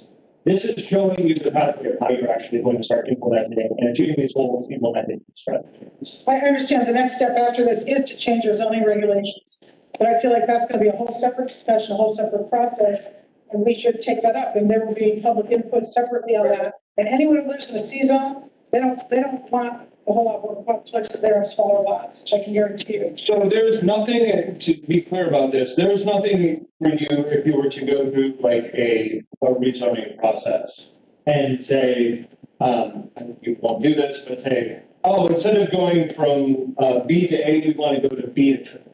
There's nothing that prevents you from doing that with having this recommendation in the piece. So I just want to be clear that it doesn't bind you to these recommendations, that these are still very much policy direction recommendations. But I hear what you're saying, that you don't feel like that level of detail. So another is appropriate. One other point. Okay, wait, still not on the. My attention. Commissioner Braun, go ahead. Oh, I'm sorry. I also have a question about industrial areas. There's only one I can pinpoint right now, but I put it in my comments. Extending the downtown. I would like to talk about that. You want to wait? I can. No, because that is going to be a topic of discussion. Let Commissioner Harrison, Yeah, I don't want to take over. that is going to come up, because I do want to talk about that, considering we just heard XI months ago. So that's going to be a topic I want to talk about, so. Page 48, I believe it's proper for page 48. Type. So, yeah, I think we talked about remote work is here to stay for most professionals. How is TOD development to be impacted by this trend becoming permanent and the ridership trends being really low? Yeah, I think that's going to be interesting. I mean, we don't know. There's no, I don't have a perfect answer. I think that what we're seeing now is that there's certainly a rebalancing of the work. The companies are increasingly saying 2 days home, 3 days. Tension between workers and. Yeah, and we're, as a society, we're going to try to sort this out. I don't think that there is, at least we haven't seen it in our work, a particular pullback on the development side of interest in TOD, because it provides a lot of other benefits, right? So you've gone through this rezoning process and you sort of establish a plan for your TOD areas that makes them very attractive to residents beyond just their transit values. They've got retail, they've got a certain unit type, there's a certain building type that is attractive to people who want to live in. So I don't anticipate that you see a big pullback. It may take longer to build out. We're going to kind of see that. The other thing that's happening right now in the market is just interest rates are slowing development a lot, and that's having an impact. We'll see what the Fed does. Do they start to pull that back? Interest rates come down? Yeah, I don't believe so either. We'll see if some of the construction costs start to normalize, if some of the labor costs start to normalize. But I don't see it fundamentally changing the value of your tenant. And then I just want to address two, I did say I had one question. It does have to do with traffic. And I guess, and maybe, Jim, maybe you can tell me, I just feel like this POCD does not really go in depth to the traffic issues that we do have in Fairfield. If you talk to anybody in Fairfield, that's one of the biggest issues that impacts quality of life. So I guess I'd like to see more of a priority when it comes to that, because we are calling for more development, especially in the lower part of the Post Road. And we haven't done any massive, traffic studies other than what we got from the developer. Yeah. So I was just going back, looking at this. So sort of the transportation mobility issue was the fifth sort of most identified weakness in the survey results. but that had a lot of issues. One thing I think we can probably make a little bit more clear here is, the traffic issue is really going to be something that's driven by expanding opportunities for other mobility options. You are really constrained on a traffic standpoint. I think the last thing that you want to do on Post Road, for example, is to make people go faster through that area and sort of reduce traffic and just have people flying through, your center of town. It's going to make it more dangerous. It's going to make it a less attractive place to put commercial and to do restaurants and things like that. And then the sort of thinking about traffic from a traffic study perspective, or it is sort of sort of recognizing that we need to be looking at shifting modes. No, I think that's a great idea, and I agree with you. I don't think that's realistic thing right now. I just don't see that. I don't see people getting rid of their cars. I couldn't really go to the grocery store where I live. I would have to. Right. And I don't think Fairfield's a place where you're going to look about getting rid of your I car. think maybe you talk about, connecting the two arteries, Blackrock Turnpike, Post Road, maybe there's a trial. I don't know. I guess I'd like to see somewhere where we're trying to mitigate these issues. Right. And I think that that's going to be one of the things that maybe we need to talk about here. So the problem with traffic is that every time anybody has tried to make traffic better, it encourages more people to drive. It's this dog chasing its tail problem that we run into with television. That essentially the way that you address traffic is you improve flow. There's people who talk a lot about traffic and engineers, a lot like plumbers. How many cars can I push through the street, this intersection at a given time? When you take that approach to traffic, the thing that we've learned is that it creates less safe streets, right? Traffic's moving faster. It makes it more difficult to get across intersections. It de-emphasizes your importance on building, and it's not about getting rid of a car.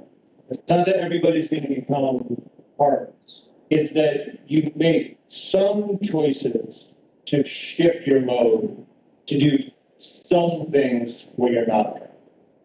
So you're not just totally getting rid of your car, but maybe you're walking, riding your bike, or taking your bus to do some activity. There are people who are going to do big shifts. We're going to need and rely on public transportation and biking as a way of getting around. If you're an elderly person, you're not going to be able to that. Right. That's what I'm saying. But I would just say that we've learned that to the extent that people come to you and they say traffic is really terrible, we need to fix traffic, the answer isn't making it better for cars. It's making it better for pedestrians, better for bicyclists, better. Make it easy for cars to have more traffic. Yes, and in fact, one of the things that we've learned is that if you constrain the environment for traffic, which is actually sort of counterintuitive, it disincentivizes people to drive and it pushes them. So Post Road is a really great example of that. It is a secondary, highway going through your town, but part of the reason why that's possible is because it's got actually a pretty high level of service and there's reasons on that. Yeah, I think one example, I don't know that it'll ever be built, but I think there was a meeting a couple of years back in Blackrock Turnpike where the proposal was to put in 2 rotaries, which would basically make it safer, make it more pedestrian friendly, might even slow down the traffic, but it would, but that's sort of addressing the traffic issues with a solution as opposed to just trying to push more cars through the place. Yeah. And we can, in this document, do a little bit more to talk about traffic, the importance of it, and do a little bit more to emphasize this approach to give you the foundation. Like in 24, it's in there, which is unsafe and for pedestrian, it's enough. So, yeah, that's a major intersection. I do want to make sure that we recognize, I know you all are marathon runners, it's 8:30, and I do want to make sure we're talking about XI. No, that's fine. Commissioner Harrison had something, and Commissioner Braun. I think that Right now. So the traffic is a mess now. And and this dovetails into what we're talking about, expanding the center business district. You're talking about doubling or, I don't know, having a whole lot more residences and businesses and whatever else on a much longer stretch, much higher density. That will bring more traffic. So when you analyze the traffic situation, are you looking at the future if it's fully built out with side-by-side buildings all the way down the Mill River? Because that's what this is anticipating. Yeah, I think that's something that I saw in your comments here. I think we want to recognize that it is unlikely that your zoning is going to go forward. You've got historic structures, you've got legacy property owners, you've got people who have very nice buildings, they're returning a profit on them, they have no need or desire to. So I think it is, and you all have the opportunity to see if things are moving way too fast, pump the brakes on that. But so thinking about it as sort of the way you characterize it, it's sort of like wall sort of buildings. I think it's a very unlikely outcome. What you are likely to see is infill, strategic redevelopment and consolidation of sites. But to the point that traffic is an issue, this is a great place for people to walk, to get dinner at night. It's a great place for them to walk, to access basic services like their laundry, to go and get their pharmacy needs, the medical needs met. This is a great place to walk to get the train to go into work. If your biggest concern is traffic, these are the types of areas that you want to be encouraging growth into, because these are the areas where people are most likely to use alternative modes of transportation. You're still adding a whole lot of people down there. So I guess I'd like to see this kind of metrics. Adding, They're all going to be walking that way. well, for the level, you have all the services nearby. You have the restaurants, you have the cinema, you have all the restaurant, the train station. If we put Uncle in, for example, that 5-story building went to Uncle, would they be driving down the post road or walking down the post road? Now you've got, so I mean, I think that's the point, is that people, more dense areas in the post road may not lead to more traffic from them because they're down there all day. They're going to walk. If you were to put that same development somewhere else in town, you would not have equal traffic generating. You're still adding to the problem. So I guess I mean, you are adding. And I will say this, nothing that I'm recommending in this plan is going to solve all problems. It's not. I think it could be adding to the problem. Well, right, but it's also addressing. You can't widen the road. Right, but you're also addressing it, right? And that's my point is that without all of this, there are going to be some things. I don't want to ever pretend. Okay, so What about making it easy? traffic is a nightmare right now. You can take your half an hour to go down Mill Plain Road from Western rush hour.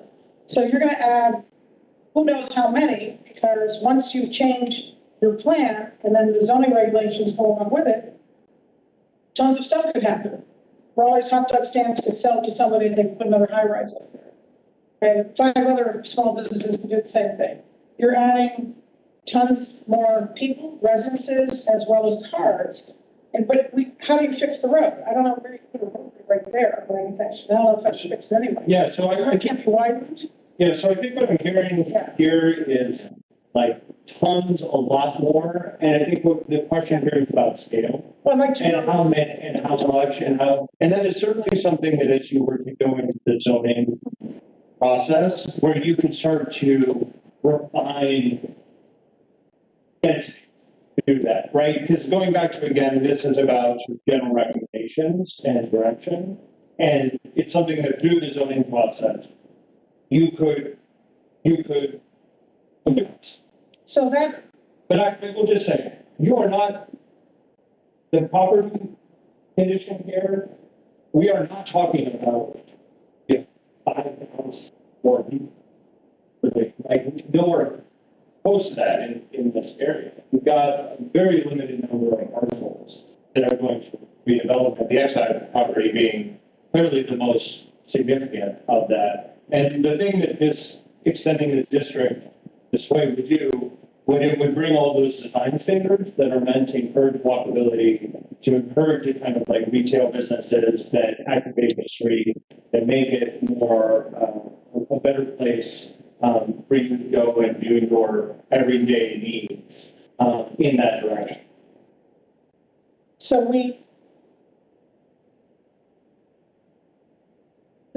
so can I move into the excise situation? Let's jump into excise. So my concern is a couple, that Exeter is unique property is the gateway to our town. We got a concept review for it, haven't had an application for it yet.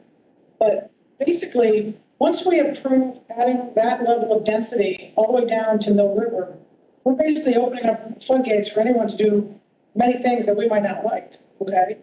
And secondarily, and this might need some legal research, I believe it opens up the industrial portion of that property to an 8-30G, which I don't think they can do now, because industrial zones are exempt from 8-30G. And again, 8-30G lets anyone put anything they want, wherever they want, without considering any zoning regulations at all. And also it shifts the burden of proof to this commission, if we deny or modify it in a court case, that we have to prove there is adequate evidence of the record. We have the burden of proof as opposed to the applicant. So it's a very difficult statute because it takes away pretty much most of our ability to plan for a parcel of land. So I think that by extending that density down there, we're signaling, we want you to put whatever you want there, right on the shores of Mill River, which we just spent 30 years trying to clean up. It was filled with lead, okay? And no requirement for open space, natural shoreline, anything else. And we're putting it up to an 8-30G, which isn't always going to be an 8-30G, but it could be something else so we can avoid an 8-30G. So that's my view of it. Yeah, why don't I take the anything you want comment, and then you can take the 830 there. So that's the value of, working your zoning, right? So if you were to move this out and you were to extend the zoning, you could do design. You could have open space. I think it's a mischaracterization that they could do anything. Right? 8-30G is pretty much good. If it were 830-G, but if they were to go through a zoning process, you have lots of control over what could be done. Design standard, yes. Let's talk about things in regulation. Right. To the extent that it opens you up to 830G, like it's something we can talk about and think about. But Well, I mean, that's the point of their application was they're coming forward with something concrete as to what they wanted to do. Now, you're right that it's currently mostly industrial, and that protects it from an 830G application. And I suspect they're going to come in with a regulation amendment first, then a site plan application next. And we're going to not necessarily go off of fate, but we'll have lost that protection of the industrial zone. One of the things I've been thinking about is we put a sunset provision on the zone regulation, with the timeline as to when they come up with their site plan application, potentially mitigates that. But if they come to it, let's assume they come to us with regulation, then they add a site plan, the ideal, because then putting everything all at once, so to speak, maybe putting the sunset provision in the industrial zone doesn't affect themselves. We'll have something there, and it's going to be something that's commercial, that's going to be helpful. I guess the self-storage, I wasn't expecting it, but I think something probably has some demand in the town. Getting some density that could otherwise be much greater in under 830G, but I think fair in that area.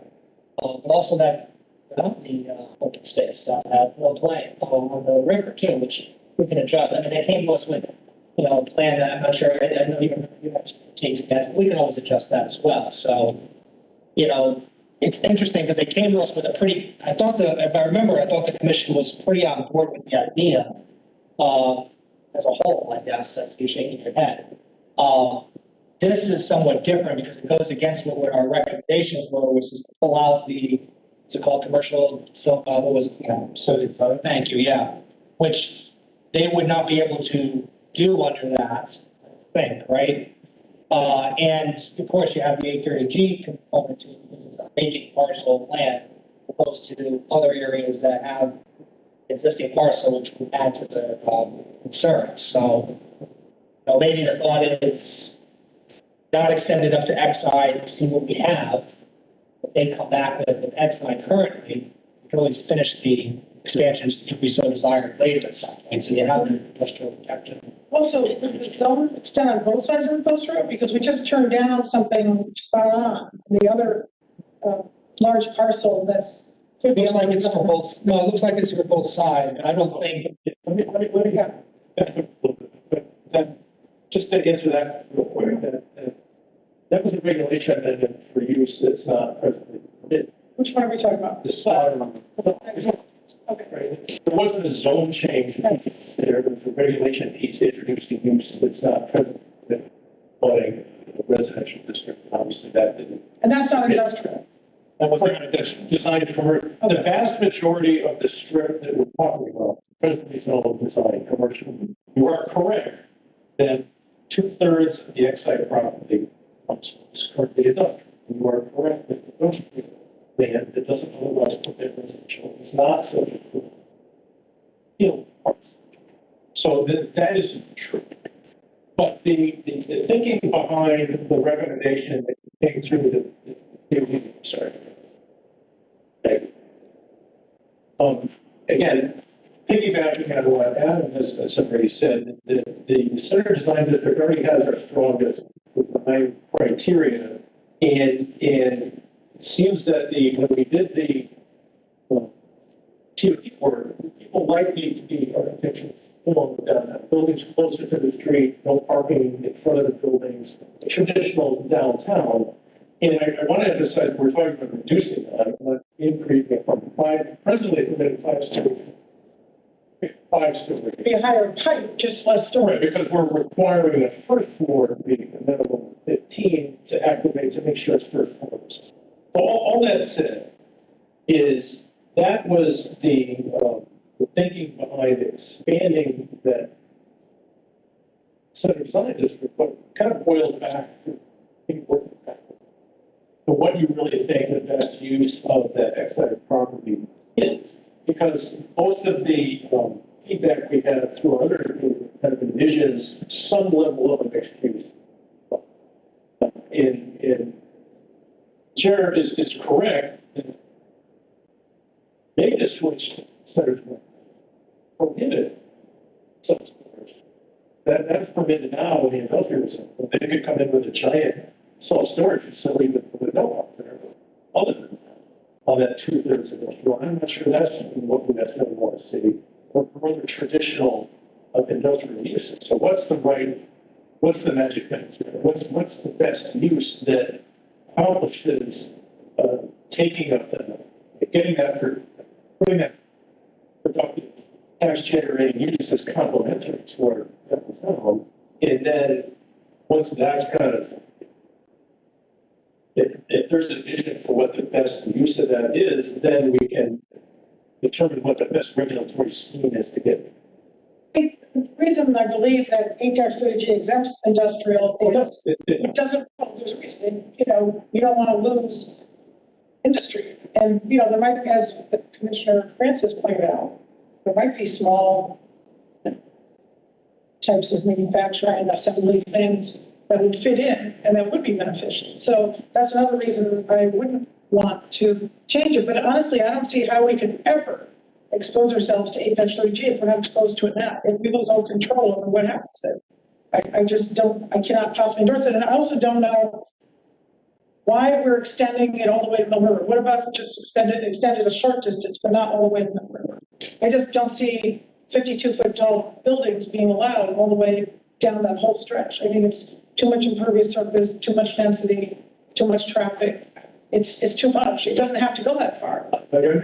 I get that, but again, it's extended there to kind of still the exciting piece, but there's a different. Oh, it's to do for Exide. I didn't realize that. If there's a different solution to Exide, But again, the thinking was to extend those.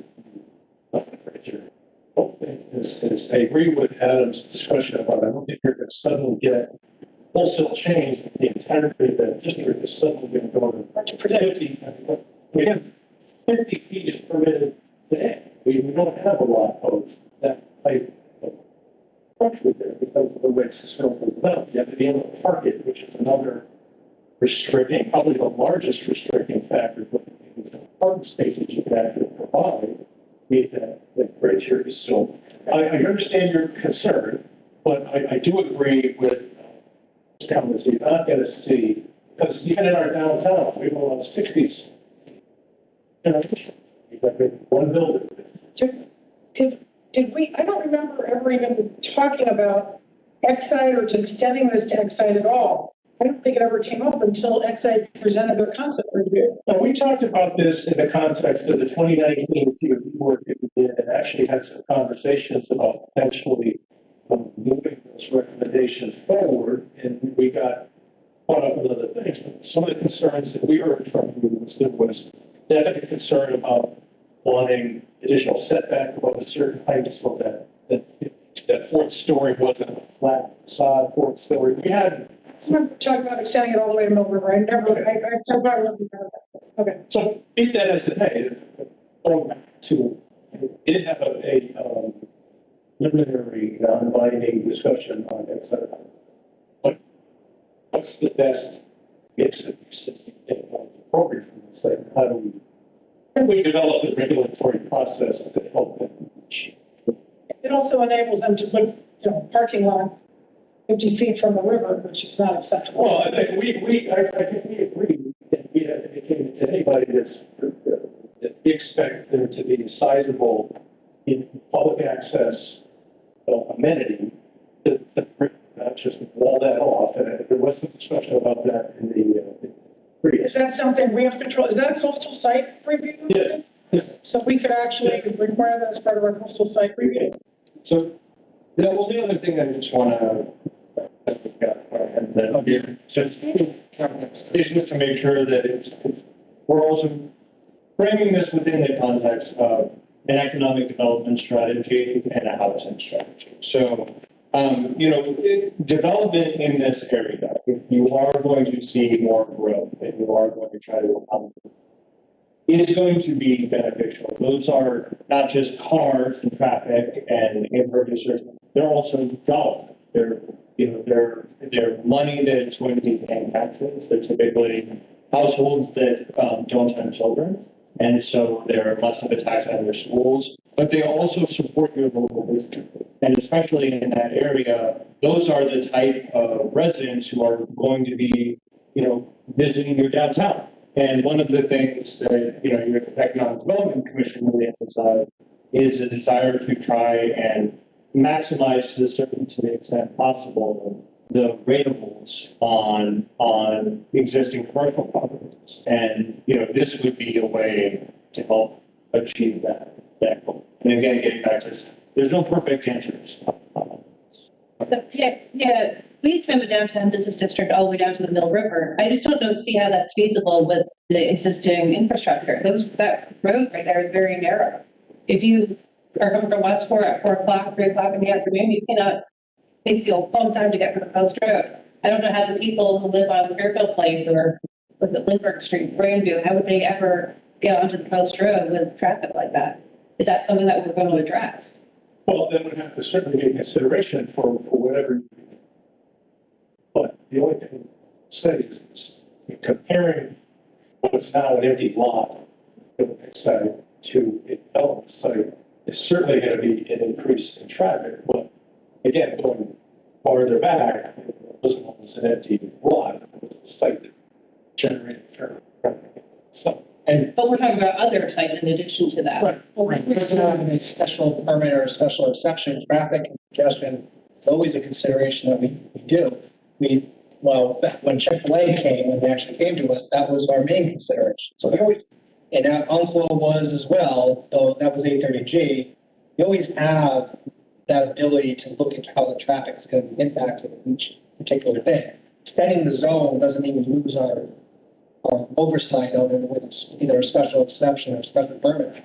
And presumably, if you're in zone industrial right now, you could get an application in for an industrial permitted use that would have its own impacts. I mean, if I you know that there were people who applied, I think you told me, Mr. Went, that wanted, one of the industrial things was parking school buses there. yeah, So I mean, that was a permitted use that could just be, yeah, I mean, how many U-Hauls can you drive down, the post road to get, a self-storage unit functioning? I mean, if you've seen how those function, they're now full service, they've got the trucks there, they've got all of the delivery. it's one of those, I think It's just like a drive-in. it's a more of a residential thing, not like a, they said, the impression they gave us was if there were gonna be walls, that was not likely what their business model was, and so Or drop off. SUVs dropping stuff off and things like that.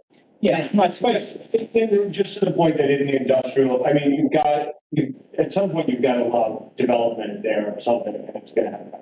No, but we also need to know the feasibility of those roads. So that's going back to my earlier point about the traffic. We don't do feasibility studies. Our commission does not pay for them. We rely on the developers to do it, which does not give us a fuller, I think, an accurate picture of things. Let's ask a question about that application. Didn't I see an email that they're reviewing the cycle, states coming with the actual lights cycle, how long they're staying red? Am I making that up? Well, that's an issue too, because what I hate to see is when I see an able-bodied person hitting the bump, stopping all four traffic lanes on the closed road. And then next thing you know, you're backed up, all through Fairfield Center. Yeah, and this is actually something that I want to flag here because it's in the mobility section, and I think that it's something that we should probably be paying more attention to is, I think that a more detailed study of the post road, that section, you've already done a fair amount of work further up. But looking at that section and trying to understand what is possible there and how you could address a variety of these issues could be very valuable. I mean, you're gonna have to work with the state and all of that. Yeah, figure out how to work. Because if we, let's say we solve, or we have this idea, this plan. Yeah.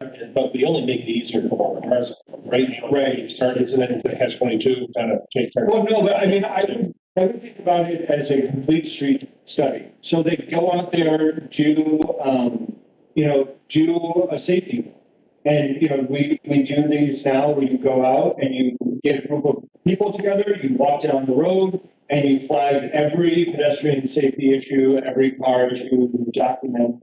And it's a foundation for a larger mobility study along there. I think there's a lot of, the other thing that you've got going on there is you've got some restaurants along there that are sort of got this weird condition where they're right up against traffic. Some buffering there can be really valuable. I think you could dig into that area, as part of recognizing that in rezoning, you're going to need to make infrastructure improvements, which also may set the stage for you to get some of those as part of the development.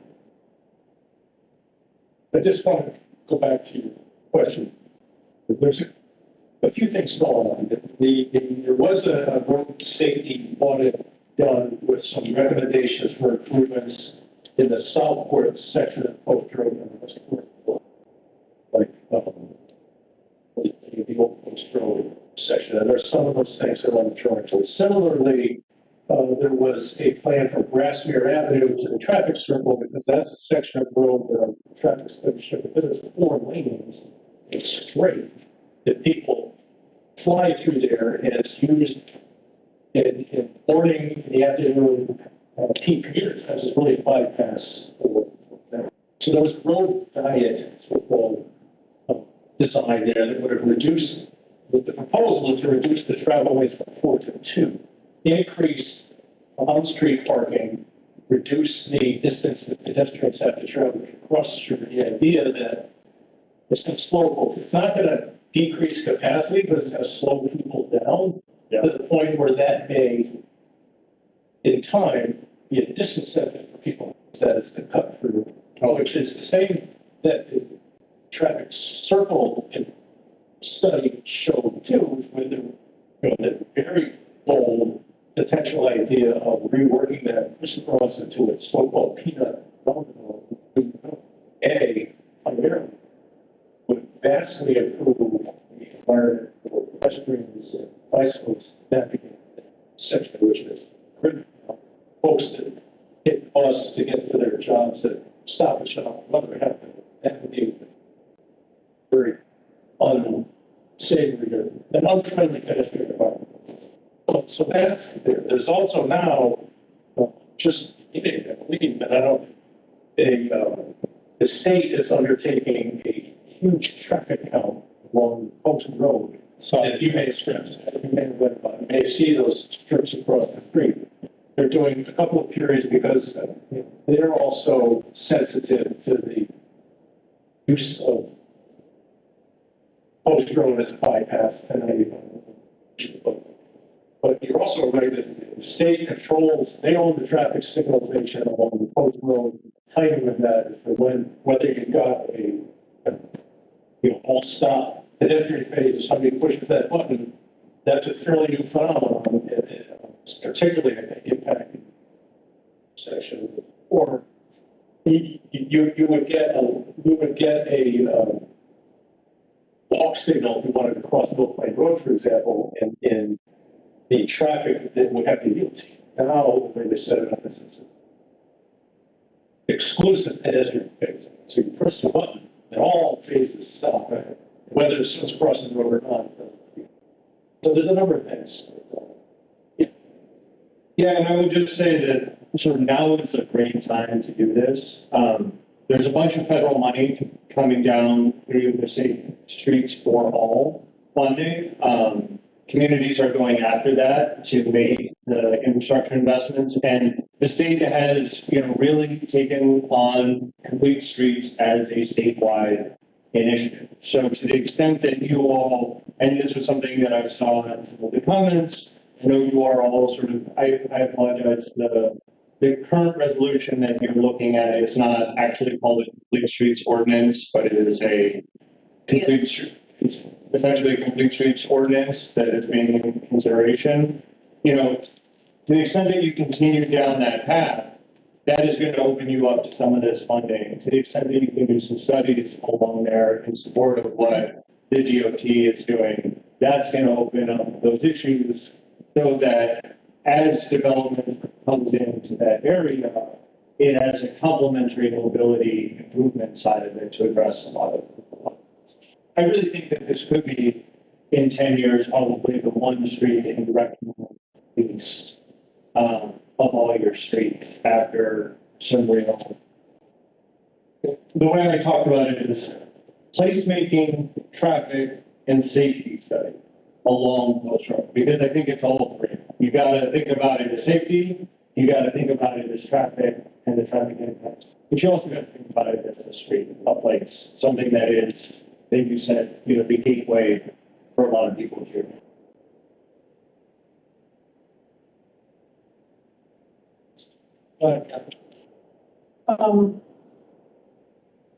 Two questions on that center business district. Is there a reason why it's going down on the other side? Is the only reason we're doing it all the way to Miller Bridge for X side?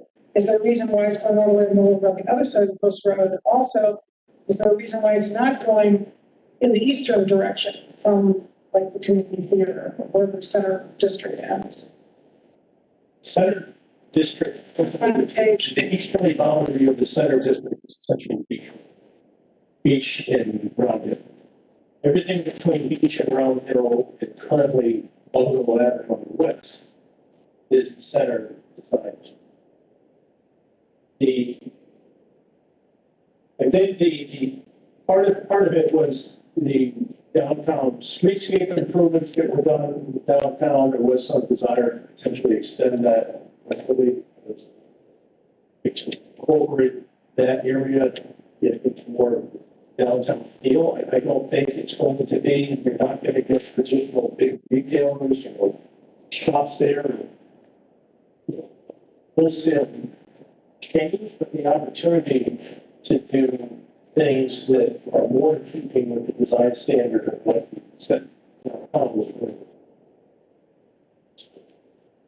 So it's going on the, so it's not needed to go beyond where M is now Beach Road. But it is going to be on the other side of the road going towards Mill River, which would extend it towards where all the houses are. And there was a big hue and cry about spot on, mostly because it was a dog kennel, but I suspect the people in those neighborhoods would also be upset if we allowed 52-foot tall buildings side by side, right, bordering their, residential properties. Is there a reason why it would be extended on that side?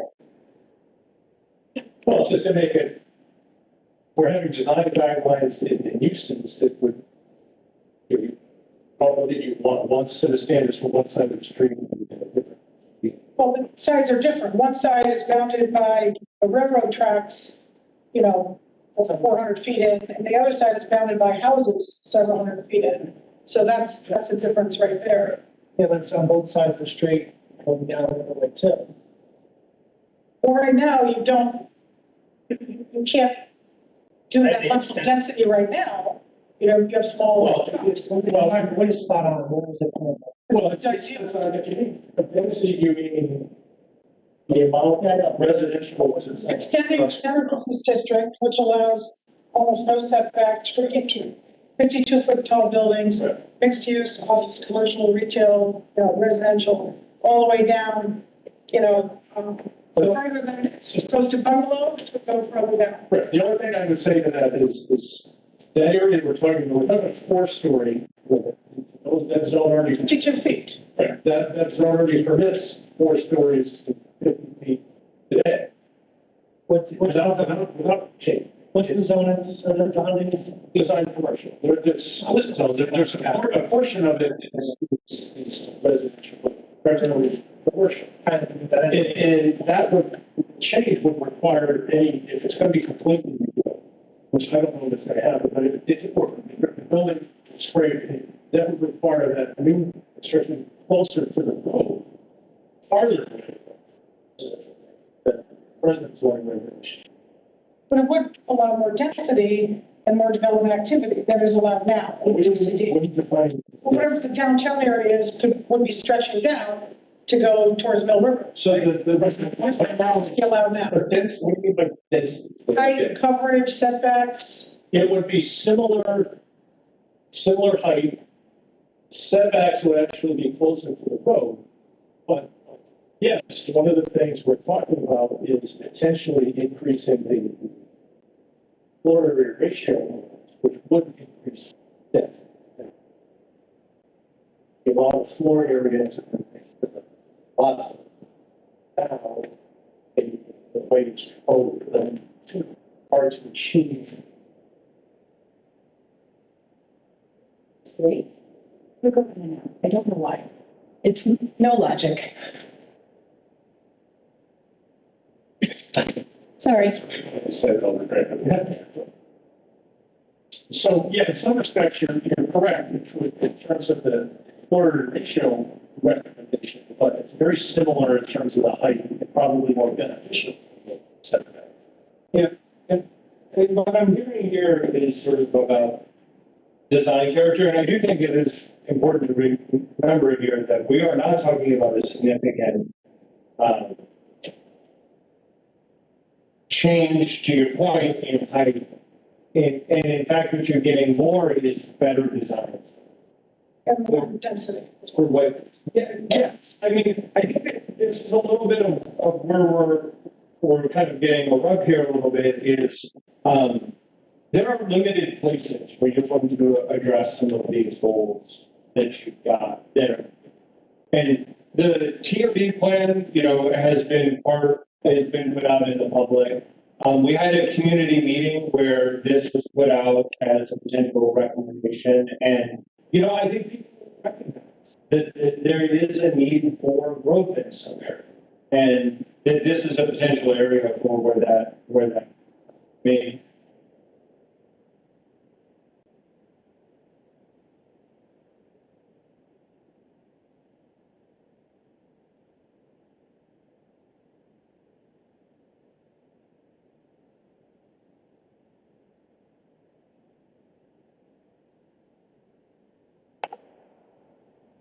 Hi, Janine. I'm just, can you hear me? I was just about to say in the chat that audio and video went out.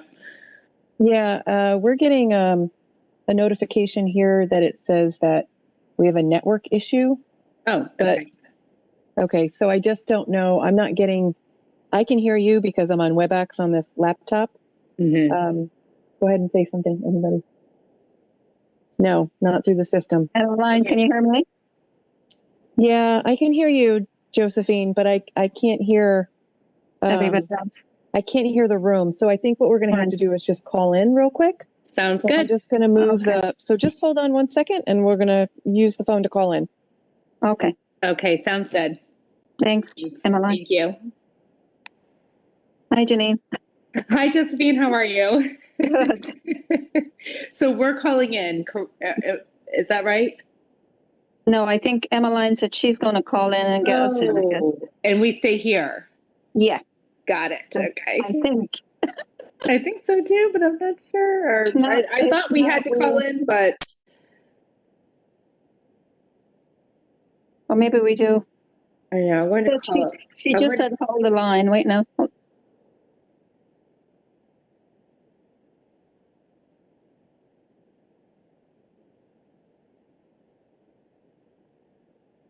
Okay. Josephine, I'm going to call in because Yeah. do you have the phone number? Yeah, it should be on our. Yes. Yeah, in I do. the- It's on the Okay. agenda. It's on our Exactly. agenda. All right. Perfect. Do you need it or have you got it? I have it right here. All right, then I'm going to call in too. Me too. All right. See you All right, soon. bye. Bye, Janine.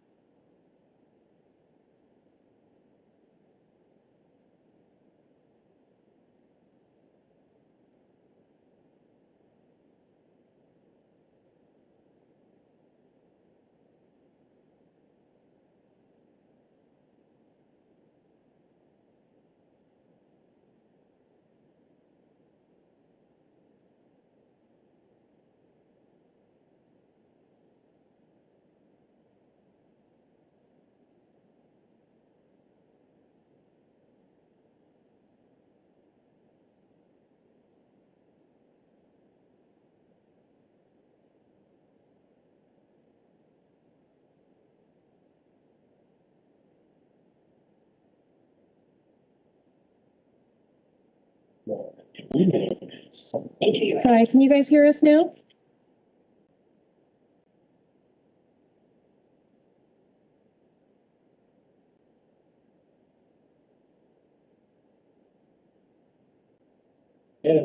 FairTV, can you hear us?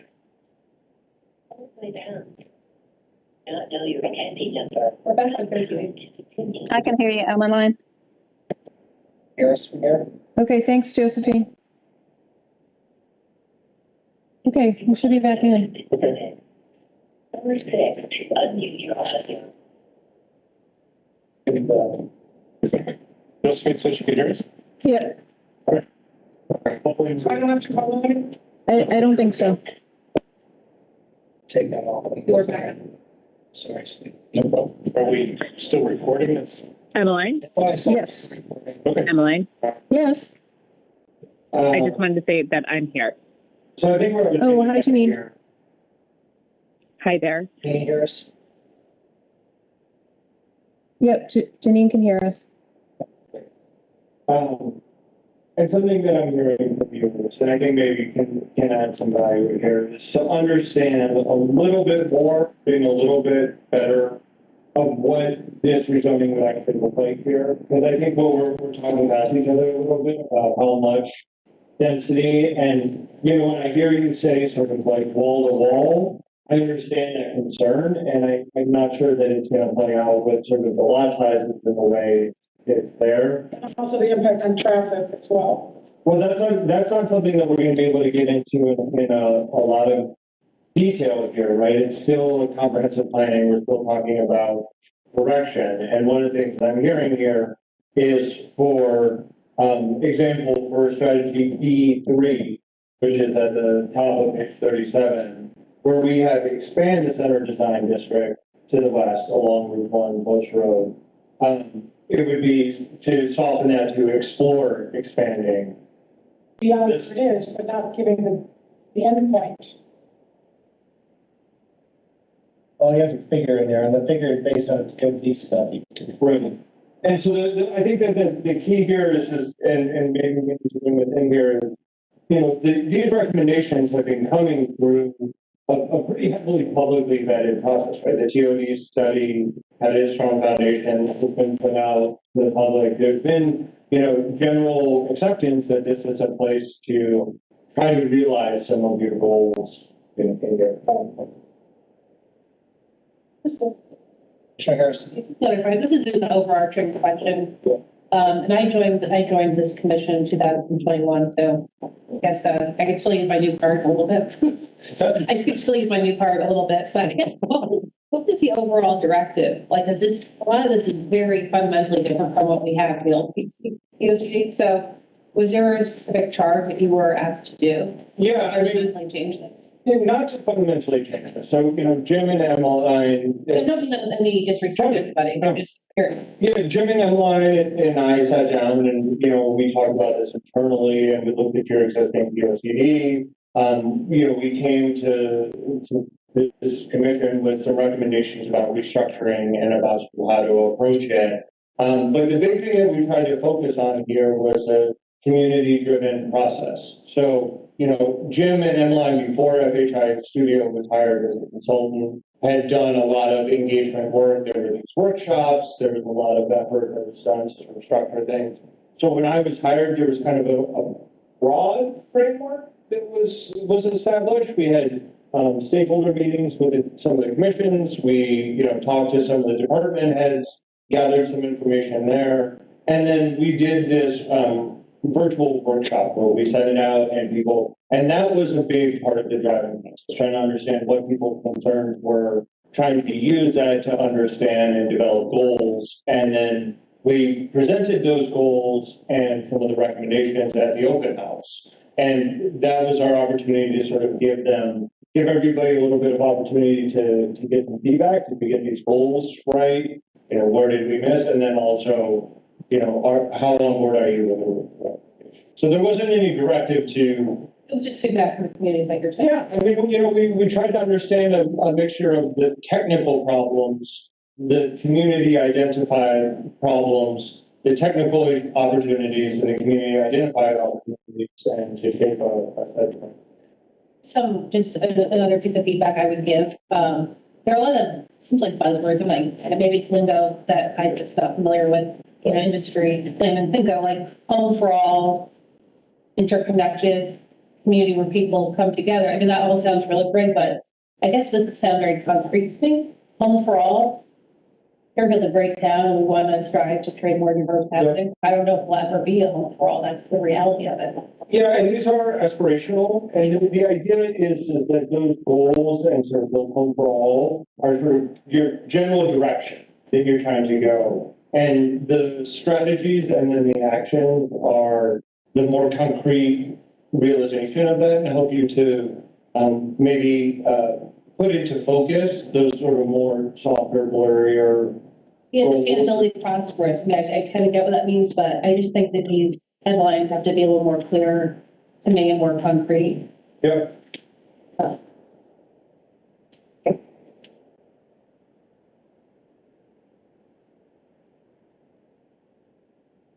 Any more, thoughts on what's next side from the commission?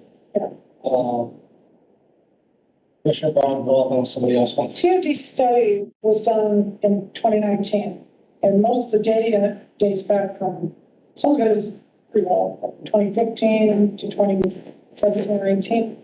So I would envision, before considering extending the density here or even up in the other area, that we should get some kind of traffic circulation study of the broader areas, so we know not just how bad it is now and how we can fix what it is now, but how it could get when you add a whole lot more to all these areas that you are proposing in here. I don't see any metrics. I would really like to see that to see if it could get worse. I mean, there's things you could do like changing the lights and stuff. That's not going to change the volume of traffic. And I don't know the solution. I don't know, there's bottlenecks on South Pine Creek and Mill Plain Road under the railroad bridge, which I don't think Metro North or DOT or whoever's in charge of that has any plans on. I don't even know if you could expand those bridges. You'd have to maybe build a bridge over it. I don't know. But I mean, how do you deal with that when you can't expand the road? That whole region of town is up in arms now because of the UI transmission line that's being put, and they're trying to underground it. The whole neighbor, a bunch of people have intervened into this siting council here. And one thing I discovered was there's not that much room to put it underground. You can't put it next to the old one, which is underground, because of heat. And you can't put it on the other side of the post road because there's no room. That's where all the businesses are. So there's many issues because of just the very tight configuration of everything. Yeah. And I don't know how to solve the traffic problem that everyone complains about all the time. So When you're adding volume. yeah, so I was thinking about this a little bit in preparation of this. So transportation and mobility issues was sort of like the fifth identified issue behind housing neighborhood quality, land use and zoning regulatory issues, housing affordability issues, things with people and culture, and it was people and culture was really focused. The comments there were about some of the issues that we were talking about previously about speed of change and stuff like that. So it's sort of the fifth of the 12 or so issues that we put out there. I do think that it is important to remember that your traffic problems are not all local problems. In fact, most of them are regional problems. You've got people moving through your community that are coming from, one part into another that are driving a lot of traffic. That you don't have a whole lot of control over. And then the other thing that I was sort of curious, I'm trying to think about why traffic may be something that you hear a lot about, but maybe has been sort of not the number one priority, right? And I do want to just, put this out there is that traffic's a really nice thing. Nobody likes it. It's an issue that everybody can kind of like be on board with. It's sort of like a common thing that people have problems with traffic. And again, the solution to them is about creating alternatives to driving. That is what has been proven over and over and over again, is that to the extent that you force people to be dependent on cars, you will always have a car. So how do you envision, so that should be in the POCD then, I guess. Right, I mean, that is something that we've been in the interconnected community, there's a lot of recommendations here about complete streets and the importance of building out your bicycle and pedestrian network, right? Your bicycle network is in figure 33, is identified there. We've talked about the strategy here about place-making traffic and safety study along the whole road. Okay, my point across. So those things are very good, and I like all of them. Right. That will alleviate what it is now, but you're adding volume with all this added density. In that area, I don't know if you're adding volume, and I don't, so you have the current situation, some things that might be done to help improve it, okay? But you're adding to that. Right, but impervious surface and flood and everything else, you're adding to it. We can't just take a snapshot of what the way is today and say these green structures will help alleviate some of the flooding we might have now for a moderate storm, but you're adding a whole lot more to it. so maybe Addressed or other metrics for that. yeah, so maybe the way to think about it is it's about the EOB tandem strategy. That as you rezone, you also need to look at adding alternative modes of transportation and strengthening options there so that you're not actually adding volume. So as you increase the number of people there, you are not necessarily significantly or proportionately increasing the number of drops or the number.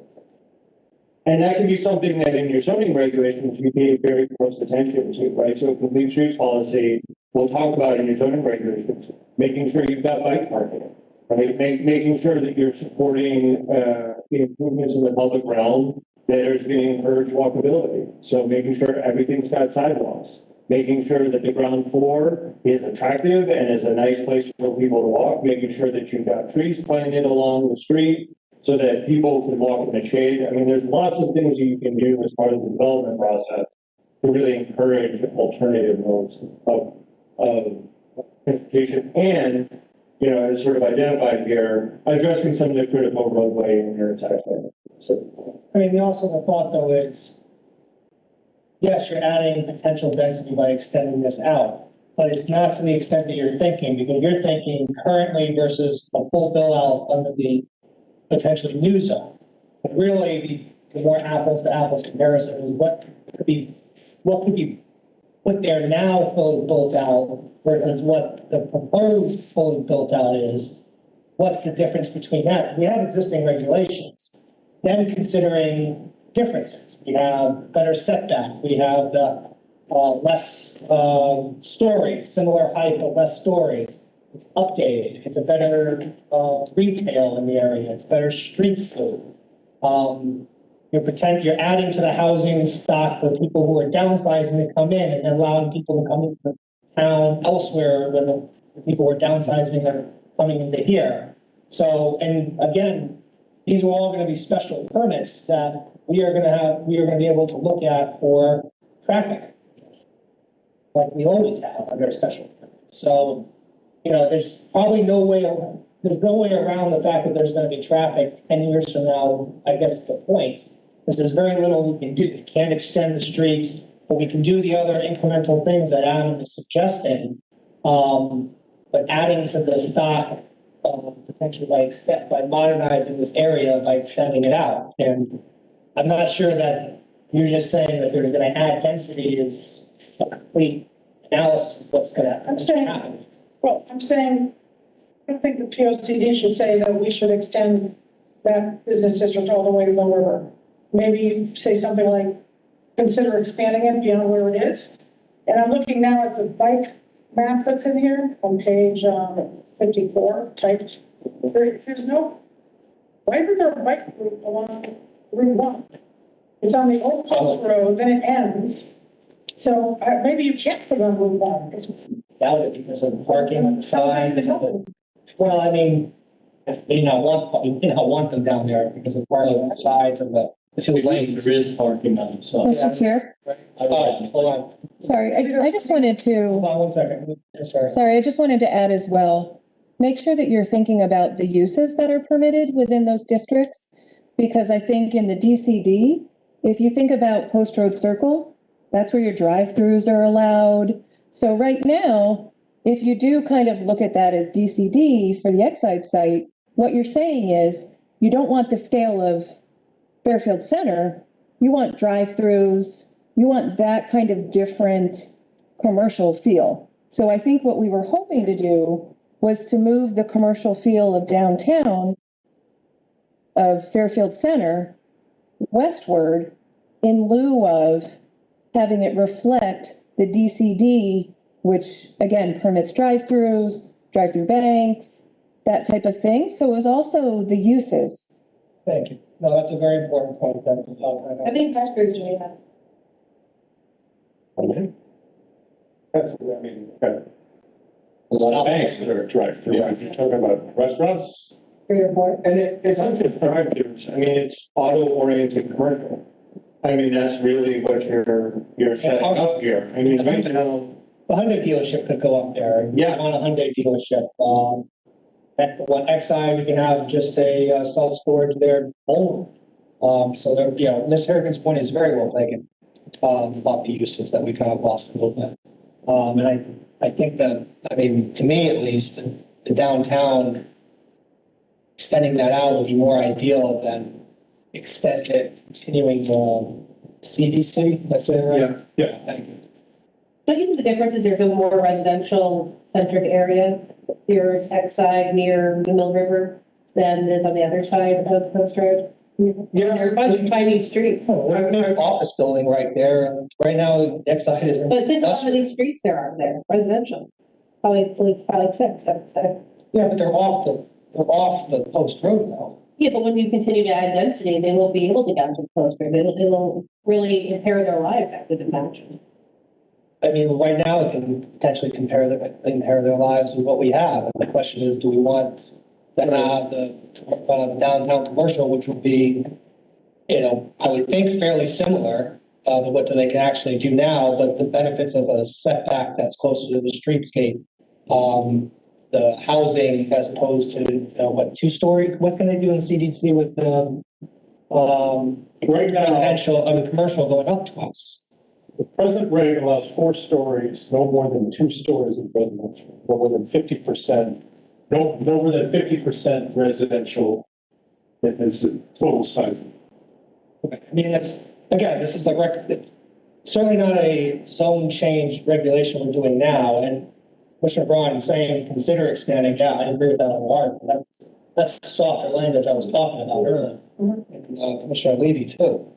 So I do want to emphasize that, right now in that area, so at the intersection of the South Pine Creek, I was just looking at it. I mean, there's a mobile gas station right there, right? That is driving a ton of traffic. It is a very unsafe place for pedestrians. You've got people cutting across the sidewalk, coming out. In terms of sort of complicating that intersection, I'm not sure I could pick a better use to make it more complicated. As part of a development application, you would have the ability to sort of being said here to analyze entries and exits. How is it going to work? Where is the right place for that to happen? What impact would that have on an intersection?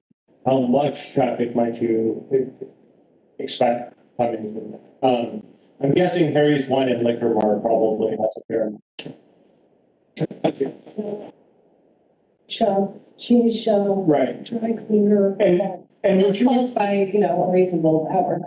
right, but what you would want is those same types of businesses, liquor stores are fine, cheese shops, delis are all great. But you want them in an environment in which people are more likely to walk to them to get the services there than they are to drive them to get it there. And or even better, or not better, but also somebody parks once and goes and visits all 3 of them in one stop, rather than driving to one, getting in their car, driving to another, getting in the car, driving to another. That's the kind of thing that we don't think about as being high traffic generators, but is a big problem with that, right? You get in your car, you pull out, you're slowing down traffic, you're going up, you're parking, right? One stop, that's the ideal.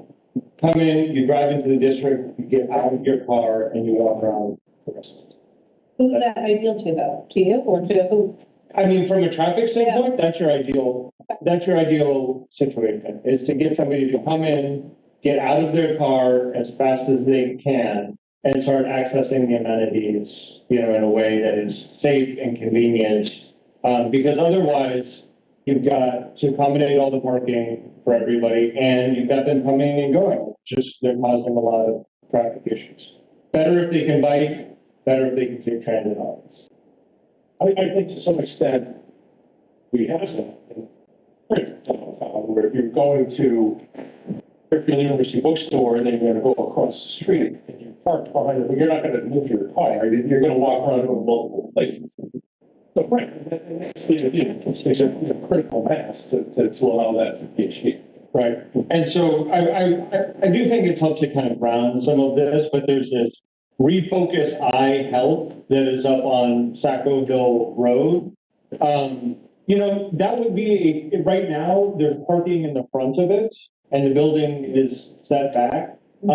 If that building were up along the street edge and were something that people saw as something that you should walk to and not drive through, and that parking was behind the building rather than in front of the building, it would do a lot for not only the gateway quality of that area, but it would also make a big difference in terms of traffic. and the quality of the pedestrian space. So theoretically, somebody might, go to get their eye health care, and I guess try to do it before they get their eyes dilated, right? And doing some shopping and doing all of Across the street and the new restaurant that'll come next to it. that. Big story. Yeah, it's not a whole big enough story. Do we know when the, DOT study is gonna be done of this area of town? Is it on that part of the post road? Taking measurements now? I think it's we can forward you they're just starting that. They just wanted to let us know that the data collection was being started. Where is that? Because usually when I hear about the post road, it's always about the traffic circle at the other end, where McDonald's is. Right. I don't usually hear about traffic studies Yeah. from, where the south, or south. We can- Yeah, I don't have the answer to that question sitting here right now, but we can forward that information to you. Yeah, because I mean, if we can get some more data, that would be very helpful of what the traffic counts are now of that part of the post road. And what we anticipate it being, and what exactly are we gonna be able to do to alleviate it? Because I really. Alleviate it. Maybe have a lot of. Commissioner Francis. Have they told you when they're going to start constructing that unit? Well, the major transportation infrastructure plans or improvements first have to be identified in a plan, which it has. Then traffic studies like that, particularly with state roads, have to be in a regional traffic plan so that there are certain priority projects that get listed in the region. This is among them. And then it has to go on for funding. That's a huge price tag element. So it's going to take a big chunk of funding. So to answer your question, there's not a time horizon for a ground or something like that, but it's going to take a while for that to get any kind of funding. Secondly, are there any plans to restore minibuses like we used to have them up and down the road, to get us to town without them? Because I would never, maybe I'd walk to town, but then I couldn't do anything because I'm not going to work on the bag. And I'm not sure I had the energy to work on the bag to the office. Yeah, I'm not. Like that thing, I would fix that. I could depend, it was going to come. It would come. What minibus service are you referring to? We had a Long long time ago, they had like 20 years, just literally called minibus. It's like a Greater Bridgeport Trade, no, those big white things, like They had a similar old program. age homes. And the senior said to me, those big white vans, about 20 people. Well, I know that the senior center has a transit system like that where they will pick you up and take you to a doctor's appointment or shopping and take you back and all that in a smaller type Yeah. vehicle. That's managed through the senior center. I'm not familiar with. Still on the thing where it's the road. I don't know if the road is done, but I agree. And he brought me to town, and he probably had the black and like, I never used it because I think a recommendation around making, exploring and the support of sort of like smaller transit services is really interesting. We don't know over the next 10 years how the mobility systems are going to change. I'm not a big believer that driverless cars are coming down the pike like next year or 2 years. But I do see that there is going to be a sort of interest in some of the smaller public transit systems. Cities have started to look at partnerships with like Lyft, where it's a sort of a shared agreement there. So I think it's worth calling attention to support for options like that. And I do think this might be a good opportunity to sort of get to one of our last topics here, which is sort of the parking questions, which Can I just make one point just before I move on? Do we have, I think Connecticut wants to essentially get rid of gasoline vehicles by the next 30 years or so, I think. Do we need to plan or anticipate to create more stations to accommodate, electric cars? Is that something that we can make Yeah. this document? Yeah, I think the short answer to that is yes. The building code is already requires that, Emmeline, correct me if I'm wrong, I think if you've got 30 or more parking spaces, that you need to have the infrastructure capacity to have, say, 10%? 10%. 10% of the total number of spaces be able to be outfitted with electrical charging. That doesn't require, well, if you've got a 100 space parking lot, that would be 10 charging stations. It doesn't require the instant construction of that, but the infrastructure has to be provided, the electrical capacity, the transformers and so forth, so when you go to do it, you don't have to give it the whole site. But yes, I think the marketplace by and large is going to do that. We're seeing that in larger lots. 12 Tesla chargers were fairly recently installed at the far end of CVS and DSW are. Our larger residential complexes are doing it because of demand from tenants.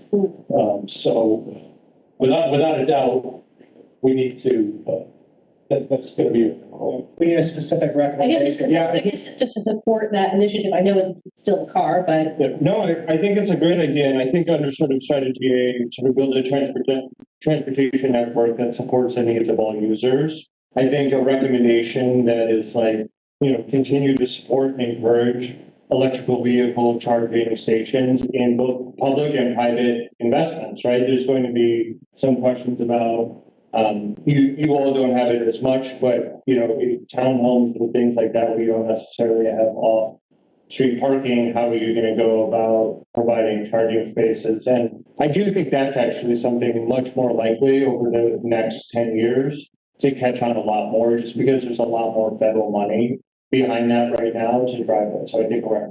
That's very interesting. it's good. Look forward. Yeah, and I'll let Sharon, I don't know if you want to discuss parking first, but one of the other topics that I wanted to touch upon briefly, because I know it was raised by a number of there's sensitivity to it, given what the Board of Ed is doing with respect to redistricting, is the whole topic of racial balance and redistricting and how that might play. So why don't you report what you talked with the Board of Ed, but then we can have a substantive talk on parking, unless the commission wants to do substantive talk on the. I think let Mr. Nguyen talk about what he had his discussion with the board, with our superintendent of the board, with the education department, and then I think after you hear from that, it's smart to go to parking. Yeah. But I'll let that. I'll try to go quickly. I don't know if we need to. I have some slides for this, but I don't know that we just go through and show. I got to go through it quickly. But I want to direct you to the Board of Ed 10-year, the latest 10-year enrollment projection. It's on the website. And it just has some highlights of things that we've kind of talked about over the time, but just wanted to touch on it since some of you raised it. That projection study shows that, as I said before, the 10-year, 3.5% growth over the last 10 years. Importantly, though, the median age has increased from 38.4 to 40.7. And the highest growth in age cohorts is in the 55 to 64 age cohort, and the largest decline is in the 35 to 44 age cohort. And that results in a 6.6% reduction in females of childbearing age. I think that's actually the next slide. But importantly, they look at a lot of things: home sales, new development, and we collaborate with them. But we do collaborate with them regarding matters of housing. 2020 home sales were 1,076 homes sold in 2020. And there's a heat map there that kind of shows where the intensity of sales are.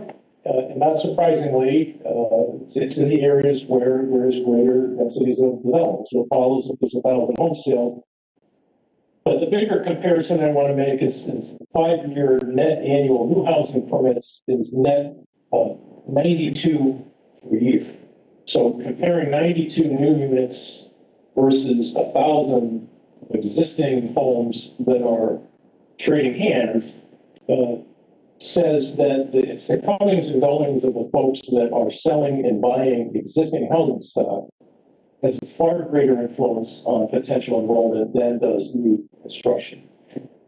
Lastly, or not lastly, but we track enrollment data with the Board of Ed for all of the developments in town, and I have a spreadsheet if you want to have it for you. We do track every single development that has 10 or more units in what the enrollment is, and we have those addresses. And overall, for 2021, that data was 0.15 students per unit, which dropped in 2022 to 0.12. Examples from the three large projects recently done, Alto, 160 units, there's 5 students. Trademark, 101 units, there were 3 students. Anchorage, on Oakland Road, 90 units, 9 students. So we've talked about it before, these types of developments don't drive school-age kids typically. Overall enrollment has been declining 1.1% annually since 2012-2013 school year. And there's another kind of heat map showing the net in-migration of students, which stand to reason is remarkably similar to the heat map of home sales. The last slide is just kind of showing the low, medium, high projection of enrollment over the next 10 years. And it doesn't approach the enrollment levels of 2012, 2013. So the issue that the school district is involved with in terms of their discussions about redistricting, because the state mandated racial imbalance factors are really factors that are largely out of our control in terms of the comings and goings of selling existing real estate. And Emily can speak. She did have a conversation with the superintendent, and they're well familiar with these metrics, and they don't foresee that what we are talking about in this plan have any appreciable impact on enrollment being board the whole redistricting question, which I know is a sensitive issue that the board has to deal with, but we don't believe that the recommendations of this plan move the needle significantly. Sarah, got anything to add? Yeah. That's all I wanted to say. Now, are we presenting this to like different stakeholder groups when it comes to parents or PTAs, anything like that? Like as this is the plan? I've scheduled some time with the PTA council to do a presentation of the POCD to them. But is it being positioned as the plan or as the draft plan? Draft. I just wanted to touch on it because the number of you raised that issue, and it is, and I get it. It's a very sensitive issue. It's ongoing in town, but so I just wanted to speak to it, and I can send you the link to that 10-year enrollment if you're interested. But I don't want to. No, that's fine. Yeah, I thought having that would be important and to address an issue that's been raised. If the commission wants to discuss it more, I'm happy to do it. But I just felt like after hearing that and their input that there's going to be a negligible impact, that maybe we can turn to parking, which I think we have. Can we get those slides when we, like tomorrow? Sorry? Can we get those slides that you present? Sure. Yeah. Yeah, I'll send you the whole report. I mean, they were just directly. Oh, they from the Board of Ed website? Correct. All right. I can. Yeah, there's a lot of slides. Let's direct. We've referred to a bunch of different things. Yeah, I'll send you Different, like the map you had from 1600s, what was that? 1960. You always like to do. It's like, no, it's just, I wanted to, it was a fair topic, it's an important topic, but in considering what they have to report back, that negligible impact, I just thought it was worth reporting back. And that, well, reports back, I mean, we can discuss whatever we want, but I mean, why not talk about parking? So, Adam, why don't you turn to parking? Yeah. So, I know parking is a big issue. I know it's a question of concern. I would just broadly say what we're talking about here is bringing your parking standards into conformance with sort of the state of where the industry is on parking requirements. I think we had a conversation earlier. I don't think there's an expectation that people are just going to be giving up on cars in Fairfield. There's still going to be a need for parking.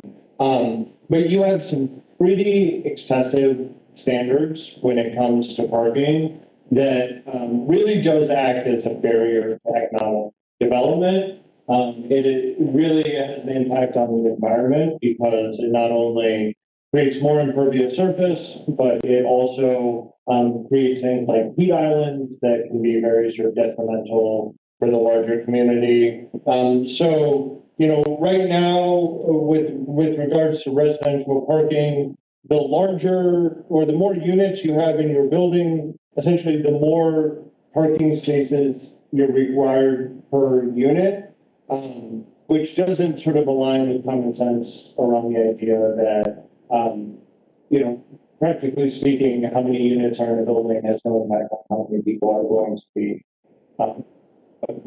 needing cars, right? The form of the building doesn't typically impact parking. We also talk about moving or setting that at two cars per unit.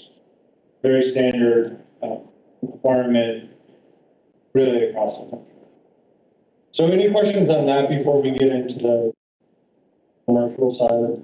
I suspect these are based on some studies though that show Yeah. you have those ready that you can send out because I understand that because I've heard it and I've read it several places that we're excessive with parking.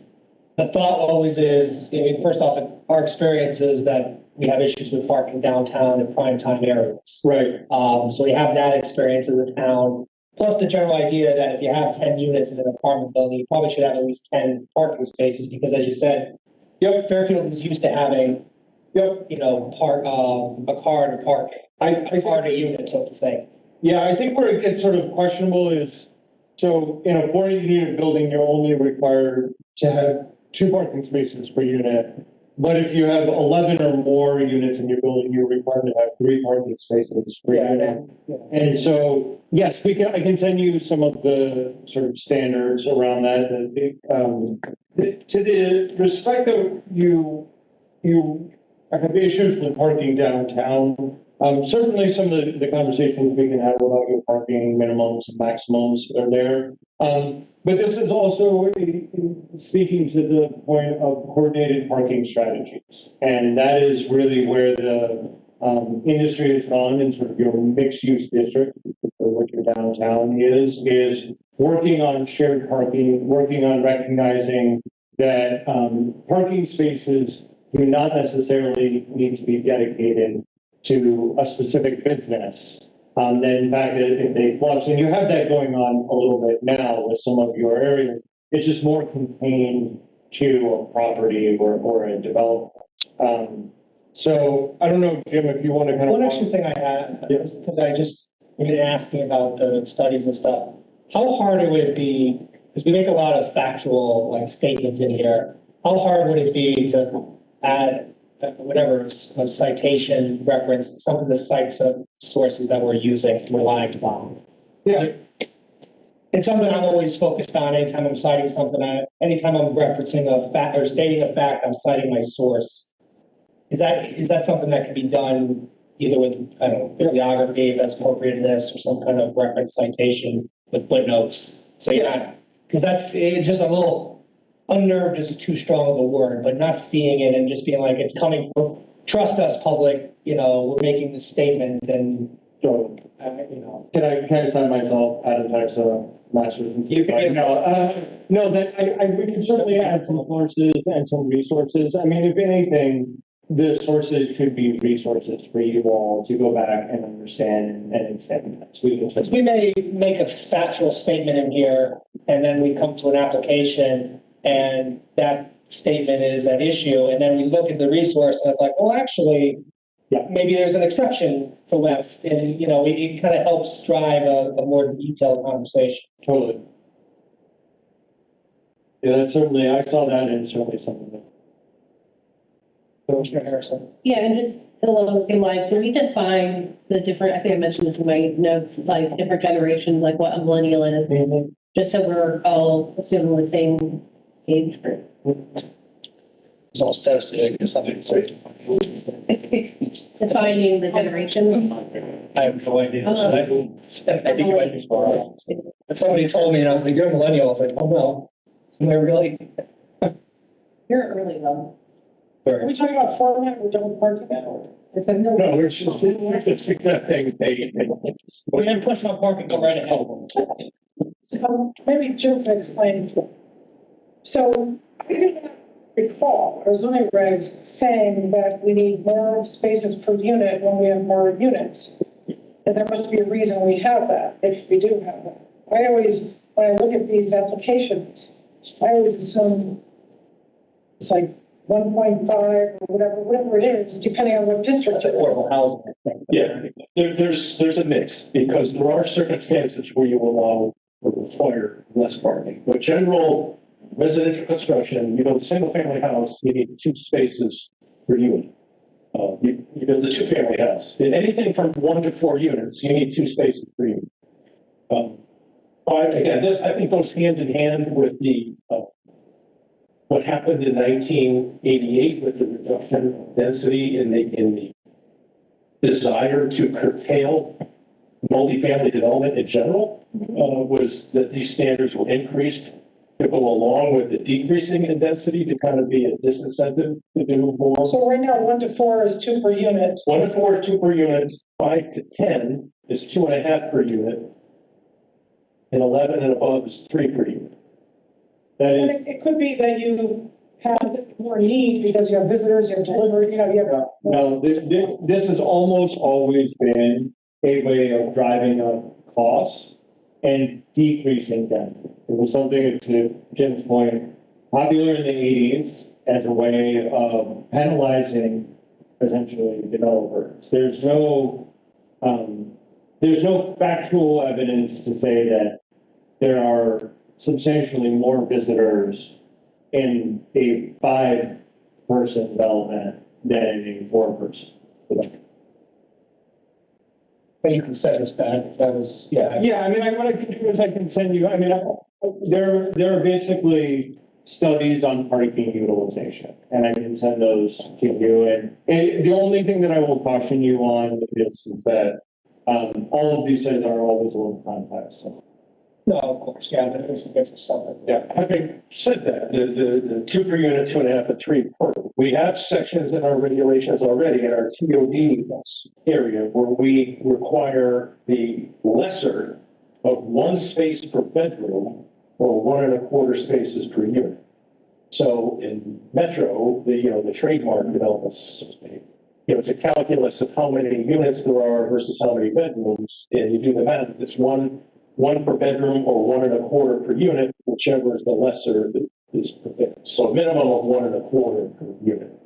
Again, with economies of scale, we can achieve there at a even greater density, you're going to achieve some economies of scale. And with the idea that it's near transit, you're not going to necessarily have 2 cars per unit. In the supply of those spaces in those developments is proven out that they're around between 1 and 1.25 spaces of actual occupancy. With regard to commercial parking, we're a bit of a mix in that, in general, retail and medical parking requires 5 spaces per thousand, 1 space for every 200 square feet, and 1 space for every 200 square feet or 4 per thousand for office space. Downtown, because of what we talked about before, the economies that are achieved from folks parking once and walking to the various areas, retail parking downtown is actually less. You need 1 space for the first 1,500 square feet and 1 for 250 thereafter, which really averages out between 3 and 4 spaces per thousand. And then restaurants get more complicated at 1 space for every 40 square feet of customer space. So what the recommendation is to consider is in the TOD realm, the regulations have already reduced retail parking from 5 per thousand to 4 per thousand, and office space from 4 per thousand to 3 per thousand. So that's already been recommended. They're already implemented. So the question here is, should that be considered more broadly to require 4 per thousand for office and medical versus, 1 less space per thousand square feet of office in the same for retail? And lastly, what the Economic Development Commission has been talking about for a couple of years is the idea of equalizing retail parking with restaurant parking, because the phenomenon is in reality, particularly downtown, 90% plus of the restaurants that are downtown don't have the number of parking spaces that the regulations would ultimately require them to have because of the age of the buildings, the sites, the general availability of parking downtown, that many of those have received variances from the zoning board of appeals over the years, the vast majority. So typically when you have a phenomenon where regulation is consistently being waived, speaks to the idea that perhaps there should be some consideration for changing the requirement to avoid that step to ease the process of converting one business use to another, but it doesn't take that extra step of seeking that variance. So that's kind of the broad look at what the parking recommendations. Should go. I don't, 9:57, and we haven't talked about open space yet, but I wasn't expecting it. Okay. Quick question. So we studied these streets a lot in the downtown, and in fact, we decided that a development couldn't go in a movement park because too many cars park on the road and don't have sight line and this and that. So it's hard to do your developments if everyone's parking on the road and there's so much overflow parking. And it's more or less a permanent feature. Okay, so how are we going to need a parking garage? I mean, how are we going to accommodate the parking if we reduce the requirements for future expanded development on a longer stretch of the post road? Well, any development still has to require the requisite parking. But what we're suggesting is that the scale at which they need to provide it under our present regulations may be overparked. We've got lots of examples, and certainly, above a certain square footage, you don't need to keep adding one more parking space for every 1,000 square feet, because you can see supermarkets, for example, that are at 5 per thousand. On any given day, there's lots and lots of empty parking spaces. Yeah, maybe the week of Thanksgiving, it's more tight, but in general, I mean, you look at Stop and Shop on Villa Avenue, for example, or the former Kohl's, now Floor & Decor and Aldi. There's lots and lots and lots of empty spaces there. So we're finding the order of magnitude of one space per 1,000 square foot difference. So it's not like they don't provide any parking. It's just not. So the downtown, which you can never find a parking spot downtown, where the restaurants are, like on Sanford Street. Well, that's an interesting debate that we could have all night. But yeah, I agree with you. It certainly hasn't impacted their ability to do booming business. Yeah, you might not get a spot that's within 200 feet of the store or the restaurant you're looking to go to, but you're going to find a space. It may be Sherman Green, it may be behind, or the Fairfield University bookstore. So my question is, are we going to add more parking if we're not requiring it for individual, more public parking? Like a garage, second deck on the train station parking lot, to make up for the fact that we will be requiring less parking for restaurants, for example? Will we need to have more public parking available to keep, to enable the people? No, I don't think so. I think the argument isn't do we need to supplement with more parking?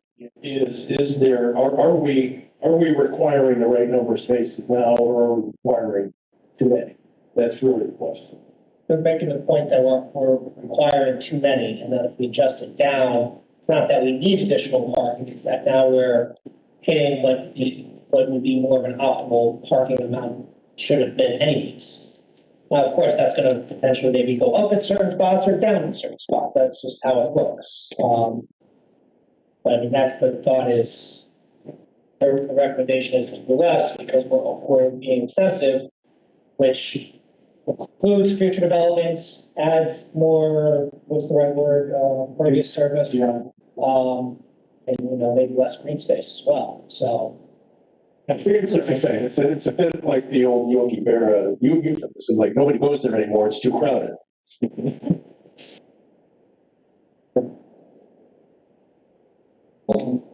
mean, that's not gonna be in the park, we can obviously talk more about it, maybe it's 10 o'clock. I guess I could stay later if everybody wants, but I mean, 3.5 hours or so, in a amount of time for us, you know. All these surveys and stuff from the people's workshops, whatever, those online, there's a bunch of stuff on the website. Like the results of what people said they wanted, all that. I saw some, is there any raw data from all that? So we're not making the raw data available. We made the summaries available. And we gave a presentation of this at the open house, and I think we got that presentation, and we've given presentations to the commission and make sure that you all. Can we get the raw data to see what the survey results were, the actual numbers?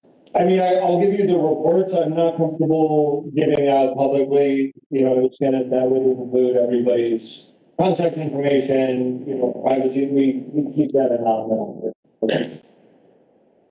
I think you said as much too, because at the various open houses and presentations and workshops, that this would be something we gather and not, I think that was what we did, right, Mr. Went back with? Yes. Yeah, so I mean, that was an expectation of the public, so that's fair.